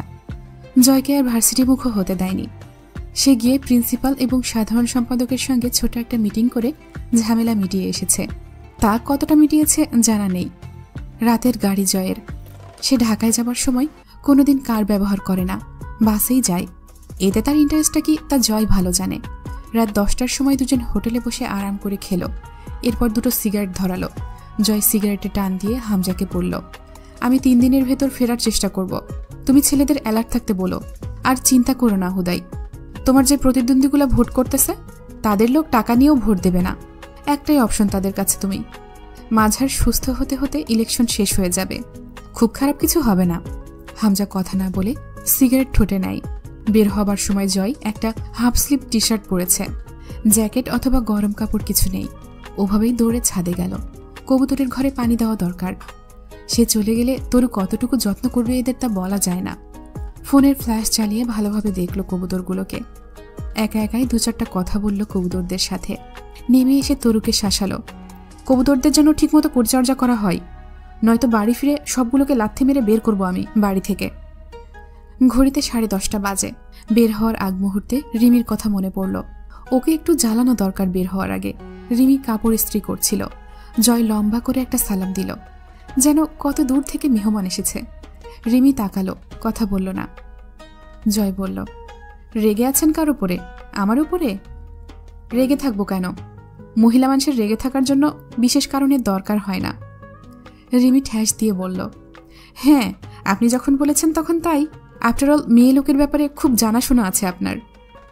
গায়ে মাখালো না জয় কথাটা, প্যাচ পেঁচে হাসি হাসল। আছে বলেই তো বলছি। সে যাকে, পরীক্ষা দিতে যাচ্ছি। আপনার আল্লাহর নামে একটু দোয়া কালাম পড়ে ফুটু দিয়ে দেন তো। আমার তো মাটা নাই, দোয়া টোয়া চাইব কার কাছে? রিমি বলল, আপনার আবার দোয়া লাগে নাকি? আপনি দোয়াতে বা আল্লাহতে বিশ্বাস করেন? জয় কথা বলল না। রিমি বলল, মানে মামি তো আছে, তার কাছে দোয়া চান গিয়ে। জয় বসল বিছানার উপর। ভাবি, ভাই এমনিতেই খুব টেনশনে আছে। বোঝেন তো কত দিকের চাপ। ইলেকশনের ঝামেলা তো বোঝার কথা আপনার, তার উপর চারদিকে বহু ফ্যাসাদ লেগে আছে। এই সময় ভাইয়ের দরকার আপনাকে। অথচ সপ্তাহ হয়ে গেল আপনি কথা বলেন না, কোনো কিছুতে আপনার উপস্থিতি দেখা যাচ্ছে না। ভাইয়ের মুখের দিকে তাকালে বোঝা যায় তার উপর দিয়ে কি চলে যাচ্ছে। এখন খুব করে তার আপনাকে দরকার। আপনি তার বউ, তার পেরেশানি দূর করতে আপনার বিকল্প নেই। রাগ করে থাকবেন না এখন আর। আমিও থাকবো না কয়েকদিন ভাইয়ের পাশে। আপনিও মুখ ফিরিয়ে থাকলে। এবারে গলার নরম স্বর পরিবর্তিত হয়ে জয়ের নিজস্বতা এলো। সমস্যা বা ঝামেলা যদি আমায় নিয়ে হয়, আমি তো আর ক্ষমা টমা চাইব না, জানেনি। অথবা আফসোসও করব না। আপনি কিসের আশায় রাগ করে থাকবেন তাহলে? অন্তত যতদিন বেঁচে আছি এভাবেই চলবে হয়তো। তাই বলে তো আর চিরদিন রেগে থাকতে পারবেন না। তো কয়দিন আগ আর পিছ কেন এখনই ঠিক করা যায় না? আমি জিনিসটা এমন ভাবি, যেখানেই আমার অবস্থান তার আশেপাশে কিছু না কিছু ক্ষয় হয়। এটা আমার নিজস্বতা বলা চলে। মেনে নিন। আসি, ভালো থাকবেন। অকপটে নিজের অশিষ্টতার স্বীকার করে বের হয়ে গেল জয়। হামজা বাইরে গাড়ি নিয়ে দাঁড়িয়ে আছে। সোফার হাতলে ঝোলানো শাল চাদরটা ওড়নার মতো গলায় পেঁচিয়ে নিল। বাস স্ট্যান্ডে গিয়ে টিকিট কাটল 2টা। পুরো 2টো সিট একা লাগে জয়ের। পাশে চায়ের দোকানে বসে দুজন চা খেলো। 1 প্যাকেট সিগারেট কিনে নিল জয়। ঘাড়ে গামছার মতো ইয়ারফোন ঝুলছে। বাসে ওঠার আগে হামজা জয়কে অন্ধকারের দিকে নিয়ে গেল। এদিক ওদিক তাকাতে তাকাতে জয়ের হাতে চাদরের আড়ালে তার সেমি অটোমেটিক পিস্তলটা তুলে দিল। জয় বিরক্ত হলো। এইটার আবার কি দরকার? আমার হাতে থাকলে একটা পাপ হয়ে যাবে। তার চেয়ে বড় কথা, আমি বিপদক্ষেত্র থেকে দূরে যাচ্ছি। তুমি থাকবে এখানে, মালটা তোমার দরকার হবে। হামজা গম্ভীর স্বরে বলল, চুপচাপ এটা প্যান্টের বেল্টে গুজে ফেল। আমার বাপ হওয়ার চেষ্টা করবি না। আর এটা তোকে পাপ করার জন্য নয়, বরং সেলফ ডিফেন্সের জন্য দিচ্ছি। এই বাসেও তোর সাথে মৃতদূত যেতে পারে। বাসে ঘুমিয়ে পড়িস না যেন। ইয়ারফোনের সাউন্ড হাই রাখবি। পরীক্ষা শেষ করে 1 ঘন্টাও দেরি করবি না। সোজা দিনাজপুরের বাস ধরবি। কথা শেষ করে একটা ছোট্ট পকেট ছুরি এগিয়ে দিল হামজা। এটা পকেটে রাখ। ভালোভাবে পরীক্ষা দিস। এসব কোনো চিন্তা মাথায় রাখার প্রয়োজন নেই। পরীক্ষা খারাপ হলে আমার কাছে আর জায়গা হবে না তোর। সুতরাং সম্পূর্ণ মনোযোগ যেন শুধু পরীক্ষায় থাকে। বাসের জানালা খোলা রাখবি না। আর টি শার্টই বা পরছিস কেন? ওটা সহ প্যান্টও খুলে ফেল। পৌষ মাস বলে কথা। জয় হেসে ফেলল নির্লজ্জের মতো। জ্যাকেট আনিনি সাথে। আমার শীত লাগে না, জানোই তো। কবিরকে বলে দিয়েছি, ও সবসময় তোমার সাথে থাকবে। মামাকে রাত বিরাতে বের হতে দিও না। হামজা নিজের জ্যাকেট খুলে ফেলল। জয় নিষেধ করার সাহস পেল না। এই পাবলিক প্লেসে হামজা ঠাস করে একটা চড় মারলে মানিজ্জত থাকবে না। জ্যাকেটটা কোনোইতে বাঁধিয়ে পিস্তলটা প্যান্টে কুচে চাদর জড়িয়ে নিল গায়ে। বাসে উঠতে গিয়ে আবার দৌড়ে ফিরে এলো। লাইটার বা দিয়াশালাই কিছুই নাই আমার কাছে, লাইটার দাও। হামজা লাইটার বের করলে তা হাতে না নিয়ে আলতো করে একবার বুকে বুক মেশালো জয়। পরে লাইটার নিয়ে দৌড়ে গিয়ে সবে চলতে শুরু করা বাসে উঠল লাফিয়ে। পরের দিন অন্তুর ইন্ডাস্ট্রি অ্যানথ্রোপোলজি পরীক্ষা। অন্তুর মনে হয় নৃবিজ্ঞান হলো সবচেয়ে বাজে সাবজেক্ট সমাজবিজ্ঞান বিভাগের। বাকিগুলোও ভালো না, তবে এটা অসহ্যকর। অনেকক্ষণ যাবৎ আম্মু ডাকছে খাওয়ার জন্য। অন্তু ঠিকমতো জবাবও দিতে পারেনি। দরজার বাইরে থেকে অনুমতি চাইল আমজাদ সাহেব। আসবো? অন্তু বিরক্ত হলো। আব্বু, এই স্বভাবটা যাবে না তোমার? আমার ঘরে ঢুকতে কিসের অনুমতি? আমজাদ সাহেব বরাবরের মতো জবাব না দিয়ে ভেতরে এসে দাঁড়ালেন। চল, আমি খেতে বসবো। আচ্ছা, তুমি খেয়ে নাও, আমি সময় পেলে খেয়ে বের হব। আমি খেতে বসবো। আব্বু, আমি পরে খাচ্ছি, ক্ষুধা লাগেনি, মানে রুচিই পাচ্ছি না। ধমকে উঠলেন আমজাদ সাহেব। কিন্তু আমি এখনই খেতে বসবো। অন্তু হার মানল। তাকিয়ে থাকলো আব্বুর দিকে। ঘিয়ে রঙা শাল জড়ানো লম্বাটে চেহারা, চাপদাড়িতে মেহেদি। আমজাদ সাহেব জিজ্ঞেস করলেন, তাকিয়ে আছিস কেন? একটু বসো তো আব্বু। ছিটিয়ে থাকা বই খাতাগুলো সরিয়ে দিল অন্তু। আমজাদ সাহেব বসলেন। জিজ্ঞেস করলেন, এভাবে চেয়ে আছিস কেন? কি হয়েছে? প্রস্তুতি ভালো তো? অন্তুর খাতা এগিয়ে নিলেন। তাতে চোখ বুলিয়ে বললেন, লেখার লাইন এখনো ঠিকমতো সোজা হয়নি। হাসল অন্তু। আমি সোজা হয়েছি। আমজাদ সাহেব বললেন, আমি বেত হাতে করা বাদ দিয়েছি। অন্তু হেসে ফেলল। বেত হাতে করলে? ইস, খামোখাই ভয় পেতাম। তখন যদি বুঝতাম তুমি শুধু শুধুই ভয় দেখাচ্ছ বেত দিয়ে। এত ডিসিপ্লিন ভালো মেয়ে হতাম না আমি, প্রমিস। হেসে ফেললেন আমজাদ সাহেব। এখন বেত হাতে তুললে ঠিক মারব। চল, তোর আম্মা বসে আছে। দেরি হলে একটা ছোটখাটো ঘূর্ণিঝড় বয়ে যাবে। একটা প্রশ্ন করব? না, আগে খেতে চল। ধান্দাবাজি আমার সঙ্গে চলবে না। না খেয়ে পরীক্ষা দিতে যায় কেউ? অন্তু চেয়ে রইল কিছুক্ষণ আব্বুর দিকে। চোখ দুটো সজল হয়ে উঠল। অল্প পানি ছলছল করে উঠল। হুমায়ুন আহমেদ বলেছে, হিমুরা পকেটে টাকা নিয়ে ঘোরে না। অন্তু সেটাকে নিজের মতো করে বলে। অন্তুরা কান্না করে না। আজও একবার নিজেকে কথাটা বলে গলাটা কড়া করার চেষ্টা করল। আব্বু, সবার আব্বু তোমার মতো হয় না, তাই না? হাসলেন আমজাদ সাহেব। আমি কেমন রে অন্তু? অন্তু বুঝি বলতে পারে মুখে এই কথা? তার কান্না পাচ্ছে, কিন্তু অন্তুরা কাঁদে না। সে কান্না গিলে বলল, মোটামুটি ভালো না। ফের হাসলেন আমজাদ সাহেব। আমি জীবনে বিশেষ কিছু দেইনি তোকে, শুধু নিজের কর্তব্য পালন করার চেষ্টা করেছি। শেষ অবধি সেটাও সুষ্ঠুভাবে করতে পারিনি। সেসব ধরে রাখিস না। আমার তো মা নেই, তোকে মাঝে মধ্যে মা মা বলে ডাকি। এই সুযোগটা কেনার সামর্থ্য নেই আমার, তুই বিনামূল্যে দিয়ে রেখেছিস। তার বদলে কি দিতে পেরেছি তোকে? অন্তু সহ্য করতে পারল না। বুকের ভার বাদ মানবে না বেশিক্ষণ। চোখ বুজে অনুরোধ করার মতো করে বলে উঠল, চুপ করো আব্বু, চুপ করো। নিজেকে সামলালো। আব্বুর দিকে তাকিয়ে অন্তিকের কথা মনে পড়ে মুখ মলিন হতে গিয়েও হলো না। যারা কম হাসে তাদের হঠাৎ হাসি মিলিয়ে দেওয়ার সাহস অন্তুর নেই, বিশেষ করে আব্বুর। হুট করে আব্বুর উরুতে মাথা রেখে শুয়ে পড়ল। এভাবে ছোটবেলায় সে আব্বুর উরুতে মাথা রেখে পড়া শিখত আব্বুর কাছে। ওভাবেই ঘুমিয়ে গেল। আমজাদ সাহেব আবার ডেকে তুলতেন জোর করে খাওয়ানোর জন্য। নিষ্ঠুর লাগতো তখন আব্বুকে। কাঁচা ঘুম ভাঙিয়ে ভাত খাইয়ে দেয়া, সকালে টেনে তুলে স্কুলে নিয়ে যাওয়া। অন্তু রাস্তাটা কোনোদিন আব্বুর হাত জড়িয়ে ধরে পার হয়নি। একটা আঙুলের মাথা ধরত। পুরো হাত ধরলে সে আব্বুর উপর পুরোপুরি নির্ভরশীল হয়ে পড়বে, নিজের উপর আত্মবিশ্বাস হারিয়ে ফেলবে।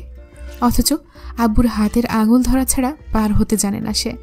আমজাদ সাহেব অন্তুর উস্কো খুস্কো চুলে আলতো হাত রেখে বললেন, চল খেয়ে নি, তোর মা আজ বাড়ি ছাড়া করবে আমাদের। হঠাৎই নিজের জীবনে আব্বুর সত্তাটার সমস্তটুকু উপস্থিতি যেন বুকের ভেতর এক থলে তরল আবেগ হয়ে জমেছে। তার অনুভূত হচ্ছে বুকের ওপর সেই তরল। চোখ ফিরিয়ে নিল। বই খাতা গোছাতে গোছাতে আনমনে নিজের স্বভাবসুলভ দৃঢ় গলায় বলল, আব্বু শোনো, তুমি আবার কোনোদিন আমায় রেখে চলে যেও না, বুঝলে? আমি কিন্তু রাস্তাটা পার হতে শিখিনি এখনো। তুমি না জোর করলে খেতে যাওয়ার অভ্যাসটাও হয়নি এখনো। আরও অনেক সমস্যা। আমজাদ সাহেব কেমন করে যেন হাসলেন। শিখে যাবি সব। মানুষ অভিযোজন ক্ষমতা সম্পন্ন প্রাণী অন্তু। সামাজিক কোনো মানুষকে জঙ্গলে ফেলে আসলে সে 4 পায়ে চলতে অবধি শিখে যায় বেঁচে থাকার তাগিদে। অন্তু দিশেহারা হয়ে তাকায়। অস্ফুট স্বরে ডাকে, আব্বু। থেমে আবার ডাকে, তোমার যাওয়ার হলে আমায় সঙ্গে নেবে প্লিজ। আমি আত্মনির্ভরশীল, কিন্তু তোমার আঙুলের ডগা আঁকড়ে ধরি যে অংশ দিয়ে, ওইটুকু তো ফাঁকা। তোমার আঙুলটা সর্বক্ষণ খুব দরকার আমার। অন্তুর কণ্ঠে শাসানোর স্বর, অথচ গলাটা শুকিয়ে আসছে। থরথরিয়ে কাঁপছে ঠোঁট দুটো। একসময় এবার থুতনিটা ভেঙে এলো অন্তুর। অন্যদিকে ফিরল সে। আমজাদ সাহেব প্রাণ ভরে মুচকি হাসলেন। হাই স্কুলের প্রবীণ প্রিন্সিপাল একবার বলেছিলেন, বুঝলে আমজাদ, অন্তু হলো তোমার ফটোকপি, কিন্তু বোধহয় মেশিনের গড়বড়ে ছেলে না হয়ে মেয়ে হয়ে গেছে। অন্তুরা জানে না, বাপেরাও অন্তুর মতোই, মুখ ফোটে না তাদের। আমজাদ সাহেব বললেন, কেউ চিরকাল থাকে না অন্তু। যিনি থাকবেন তিনি তোর রব। আমি কেবল মাধ্যম একটা, আর তুই আমার আমানত। এই ক্ষণস্থায়ী সাক্ষাতে এত মায়া লাগাতে নেই অন্তু। মায়া মূর্খদের দেহে পরজীবীর মতো বাস করে, শুষে শুষে খেয়ে ফেলে তাদের জীবন রসকে। তুই তা নিজের ভেতরে রাখবি না। অন্তু নিজের সমস্ত বিরক্তিতে নাক মুখ কুচকে শক্ত গলায় বলল, আব্বু, হুট করে এত বুকে হাহাকার লাগছে কেন বলো তো? আমজাদ সাহেব হেসে হাত নেড়ে ইশারা করলেন, এদিকে আয়। অন্তু মেঝেতে বসে আব্বুর উরুতে মাথা ঠেকায়। কখনো এভাবে প্রকাশ করা হয়নি এইসব, আজ ঠেকানো দায় হচ্ছে। অন্তুর মাথায় হাত রাখলেন তিনি। যতদিন আছি আমি আছি। আমি না থাকলে কালকে যে আসবে তোর ওপর, তার দায় আমায় দিস না। সাধারণ এক মানুষ হয়ে এত ওজন বয়ে নিতে পারবো না আমি। অন্তু মুখ তুলল। তিনি হাতটা শক্ত করে চেপে ধরলেন অন্তুর, যেন অদম্য এক সাহস তিনি অন্তুর ভেতরে প্রবেশ করানোর চেষ্টা চালাচ্ছেন। আমি থাকবো না চিরকাল, কিন্তু তোকে নিজের জীবনদশা কাটিয়ে তবেই রবের কাছে ফিরতে হবে। জীবন একটা চক্র, জীবন একটা রণক্ষেত্র। সেখানে তোর হাতিয়ার হলো আত্মবিশ্বাস, আর তার ঢাল হলো তোর ধৈর্য। এই দুটোকে সবসময় শান দিয়ে পিঠে সজ্জিত করে রাখবি। মনে রাখবি, ধৈর্য নামক ঢালটা যেন বেশ পুরু হয়, ছোটখাটো আঘাতে তার কণাগুলো ছিটকে না যায়। যে পথে পা বাড়াতে চলেছিস সেই সমাজ তোকে ভালো রাখবে না অন্তু। ভালো থাকাটা ঠিক আমারও পছন্দ নয়, কারণ যেখানে এই জগৎ সংসারে ভালো থাকার একমাত্র অপশনটাই হলো অন্যায়ভাবে জীবনযাপন করা, সেখানে অন্যায়কে অবলম্বন করে ভালো থাকতে চাওয়ার বোকামিটা আমি করিনি। তাই তোকেও আর বাধা দিইনি এই দুর্গম পথে এগিয়ে যাওয়া থেকে। আমজাদ সাহেব হাঁটতে হাঁটতে বললেন, সবসময় মনে রাখবি, যা ঘটছে তা ভয়ঙ্কর নয়, কারণ তা তোর সামনে রয়েছে। সেই অনুযায়ী ব্যবস্থা নিয়ে তা মোকাবেলা করতে পারবি তুই। কিন্তু ভবিষ্যতে যা ঘটবে তা সম্বন্ধে তোর কিঞ্চিত ধারণা নেই। সুতরাং সেটা হলো বেখবরে উঠে আসা তাণ্ডবপূর্ণ ঝড়, যার পূর্বাভাস বা সচেতনতা নেই তোর কাছে। আর যার সম্বন্ধে জানিস না, তার বিরুদ্ধে ব্যবস্থা নেওয়া যায় না। তাই সেটা ভয়ানক। অর্থাৎ ভবিষ্যতে যা আসছে তার তুলনায় সামনে থাকা বিপদ খুবই নগণ্য, দুর্বল একটা ভাড়া মাত্র। ভবিষ্যতের অজানা বিপদের চেয়ে এটা দুর্বল, আর এই দুর্বল বিপদের চেয়ে তুই বহু গুণ শক্তিশালী, বহু গুণ। অন্তু আজ অবধি কোনোদিন আব্বুকে ছাড়া কোনো ছোটখাটো পরীক্ষাও দিতে যায়নি। তিনি স্যান্ডেল খুঁজে পেলেন না। পরে দেখা গেল অন্তু তা পরিষ্কার করছে একটা কাপড় দিয়ে ঘষে। গম্ভীর হলেন আমজাদ সাহেব, তোকে নিষেধ করেছি না এসব করতে? স্যান্ডেল পায়ের জিনিস, তা আবার ঘষে মেজে পরিষ্কার করার কি আছে? সুফিয়ানা ভালো না, তুই আর কোনোদিন স্যান্ডেল পরিষ্কার করবি না। অন্তু পাত্তাই দিল না। রাস্তার ধারে দাঁড়িয়ে বরাবরের মতো আব্বুর আঙুলের ডগা নিজের তর্জনী আঙুল দিয়ে জড়িয়ে ধরেছিল অন্তু। ভার্সিটিতে ঢুকে বুকের কম্পন বাড়ল। না জানি কোন দিক থেকে জয়ামির এসে দাঁড়ায়। আমজাদ সাহেব ফাইলটা অন্তুর হাতে ধরিয়ে কিছুক্ষণ উপদেশ দিলেন, যেন অন্তু কিন্ডারগার্টেনের শিক্ষার্থী এবং সে যাচ্ছে পরীক্ষা দিতে। তাকে শিখিয়ে পড়িয়ে দিচ্ছেন আমজাদ সাহেব। অন্তু হাসল। আমজাদ সাহেব পকেট থেকে 100 টাকার একটা নোট বের করে বললেন, আবার নিতে আসতে হবে নাকি, নাকি চলে যেতে পারবি? অন্তু ঘাড় নাড়ল, আসতে হবে না, আমি চলে যাব। যতক্ষণ অন্তু বিল্ডিংয়ের ভেতরে ঢুকে বারান্দা পার হলো, ততক্ষণ অপলক চেয়ে রইলেন আমজাদ সাহেব। অন্তু আড়াল হলে অল্পসিক্ত চোখটা উপরের দিকে তুলে ভেজা ভাবটা শুকানোর চেষ্টা করলেন। আজ অন্তু 2য় বর্ষের ফাইনাল এক্সাম দিতে ঢুকেছে। কদিন পরে LLB চূড়ান্ত পরীক্ষা আসবে। তখনও এভাবেই এগিয়ে চাতক পাখির মতো চেয়ে থাকবেন তিনি অন্তুর বিয়ের হবার অপেক্ষায়। কদিন বাদে মাস্টারমশাই থেকে তিনি অ্যাডভোকেট মেহজাবিন আরমিন অন্তুর বাবা হতে যাচ্ছেন। বুক ভরে উঠল, চোখ জ্বালা করতে লাগলো খুব। অন্তু বড় হয়ে গেল। এই তো কদিন আগেই হাত ধরে স্কুল ড্রেস পরে মাথায় 2 ঝুঁটি করে স্কুলে যেত অন্তু। আমজাদ সাহেব চোখ ফেরালেন, আস্ত করে হেঁটে বেরিয়ে এলেন ভার্সিটির ফটক পেরিয়ে। পরীক্ষা শেষ না করতেই পিয়ন এলো হলে। অন্তু তখন হিমশিম খাচ্ছে লেখা শেষ করতে। অল্প সময় বাকি, লেখা অনেক। তার মাঝেই পিয়ন জানালো মনোয়ারা বেগম নিজের কক্ষে ডেকে পাঠিয়েছে আরমিনকে। মনোয়ারা রহমান চেয়ারে হেলান দিয়ে চোখ বুজেছিলেন। অন্তু অনুমতি চাইলে চোখ মেলে বললেন, এসো। অন্তু চেয়ারে বসল। মনোয়ারা চশমা চোখে আঁটলেন। অন্তুকে দেখলেন 2 বার, পরে বললেন, বুঝতে পারছো তো কেন ডেকেছি? অন্তু বলল, জি বুঝতে পারছি। জয়ার তোমার সম্পর্ক কতদিনের? অন্তুর মস্তিষ্ক হুটহাট বিষয়টি ধরতে পারল না। কয়েক সেকেন্ড পর হুট করে কথাটা বোধগম্য হতেই কপাল টান করল। কেন যেন মনে হলো ম্যাম ওকে ভড়কাতেই বলছেন কথাটা। অন্তু বলল, আমাদের কোনো সম্পর্ক নেই ম্যাম। নেই, ছিল তো। সেটা কতদিনের ছিল? মনোয়ারা আশা করেছিলেন অন্তু অন্তত থতমতো খাবে, অবাক হবে, অথবা লজ্জা পাবে, নয়তো উত্তেজিত হয়ে উঠবে। অথচ ওনাকে অবাক করে অন্তু শান্ত চোখে চেয়ে জিজ্ঞেস করল, এ কথা কোথায় থেকে শুনেছেন? মনোয়ারা বললেন, সম্পর্ক ছিল কিনা সেটা বলো, থাকলে কতদিনের ছিল? কঠিন হতে চাইলেন মনোয়ারা রহমান। অন্তু নির্বিকার স্বরে বলল, আমি এবং জয়, এই দুটো শব্দের সাথে সম্পর্ক শব্দটা অতিরিক্তই বেমানান ম্যাম। কথাটা হয় আপনি আমাকে ডিস্ট্র্যাক্ট করতে বলেছেন, অথবা যদি কারো কাছে শুনে থাকেন তবে সেটা গুজব ছিল। বাস্তবতা একেবারেই ভিন্ন। মনোয়ারা কপাল জড়ালেন। মেয়ে এতটা নির্লিপ্ত, স্পষ্টভাষী আর তীক্ষ্ণ বুদ্ধিধর। অন্তু আবার বলল, কে বলেছে এই কথা ম্যাম? মনোয়ারা অন্তুর কথা অগ্রাহ্য করে বললেন, নিকাবটা খোলো। অন্তু খুলল। মনোয়ারা কয়েক সেকেন্ড যাবৎ খুঁটিয়ে দেখলেন, চোখ ফিরিয়ে বললেন, এসবের মাঝে ফাঁসলে কি করে মেয়ে? অন্তু শ্বাস নিল একটা, ঠোঁট কামড়ে বলল, জানি না ম্যাম, কিভাবে কোথায় থেকে জলের প্রবাহ কোথায় গড়াচ্ছে বুঝতে পারছি না। মনোয়ারা এতক্ষণ সম্পূর্ণ মনোযোগ অন্তুর উপর নিক্ষেপ করলেন। হাত দুটো একত্রে করে টেবিলের কোণয় ঠেকিয়ে জানালেন, জয় পাগলা। পাগলা ঠিক না, তাণ্ডব। পাগলরা তো মানুষকে নিয়ে খেলতে জানে না, মজা পায় না তা করে। কিন্তু জয় ক্ষুধার্ত পশুর মতো, হিতাহিত জ্ঞান শূন্য। কি করেছিলে? ওকে অপমান করেছিলে? এতটা বিদ্রোহী হওয়া শরীরের পক্ষে ক্ষতিকর, বুঝলে? ভার্সিটিতে র্যাগিং কে খায়নি? তবুও মুখ বুজে থাকে কেন? এই ব্যাপারে আগে কোনোদিন শোনোনি? অন্তু বলল, শুনেছি তো অনেক কিছুই, তবে তা আমার ভেতরে সহনশীলতা আনেনি, বরং ক্ষিপ্ত করেছে। মনোয়ারা অস্পষ্ট দীর্ঘশ্বাস ফেললেন। সমস্ত ক্ষমতার, আর ক্ষমতা সব জয়দের। তুমি একটা সাধারণ মেয়ে, এত প্রতিরোধ করবে? তোমার অতি মূল্যবান সম্মানকে জয় সাবানের মতো পানিতে ভিজিয়ে ঘষে ঘষে একটু একটু করে ক্ষয় করবে। প্রতিদিন পানিতে ভেজাবে, ফেনা উঠবে, তোমার সম্মান ক্ষয়ে ধুয়ে যাবে পানির সাথে। কারণ জয় বাঁধনহারা, বেপরোয়া। অন্তুর ভেতরটা অস্থির হলো, তবু অটল বসে রইল।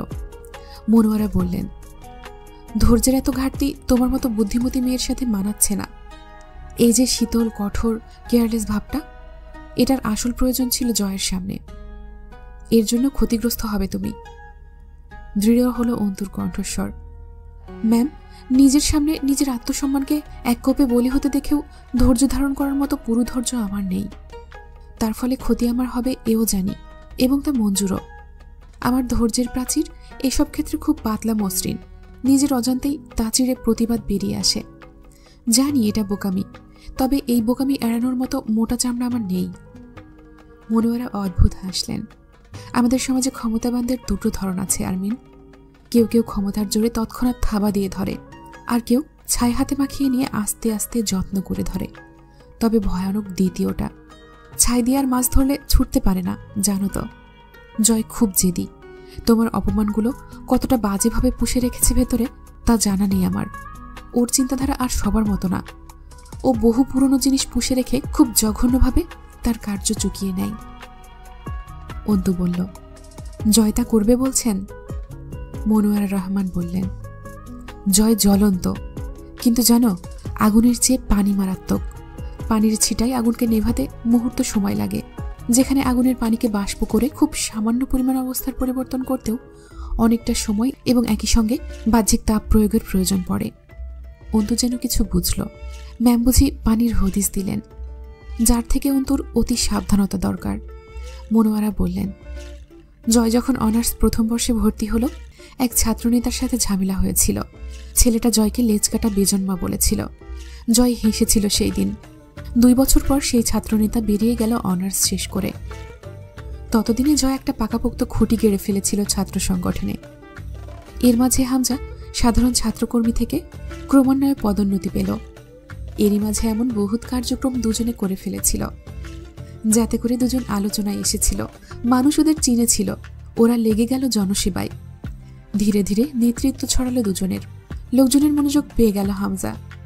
ছাত্ররা দিন দিন জয়ের পেছনে স্রোতের বিপরীতে ছুটে আসা পিঁপড়ের মতো ভিড় করতে শুরু করলো। সেই বছরই সেই ছাত্রনেতার বোন ভর্তি হলো ভার্সিটিতে। রাতের বেলা গার্লস হোস্টেলের দেয়াল টপকে রুমে গিয়ে জয়ের পার্টির 2টো ছেলে মেয়েটাকে নোংরাভাবে স্পর্শ করেছিল। ভিডিও বানিয়েছিল সেটা পরের দিন পুরো ভার্সিটি দেখল। ছেলে দুটোর মুখ চেনা গেল না। সেই ছাত্রনেতা এলো।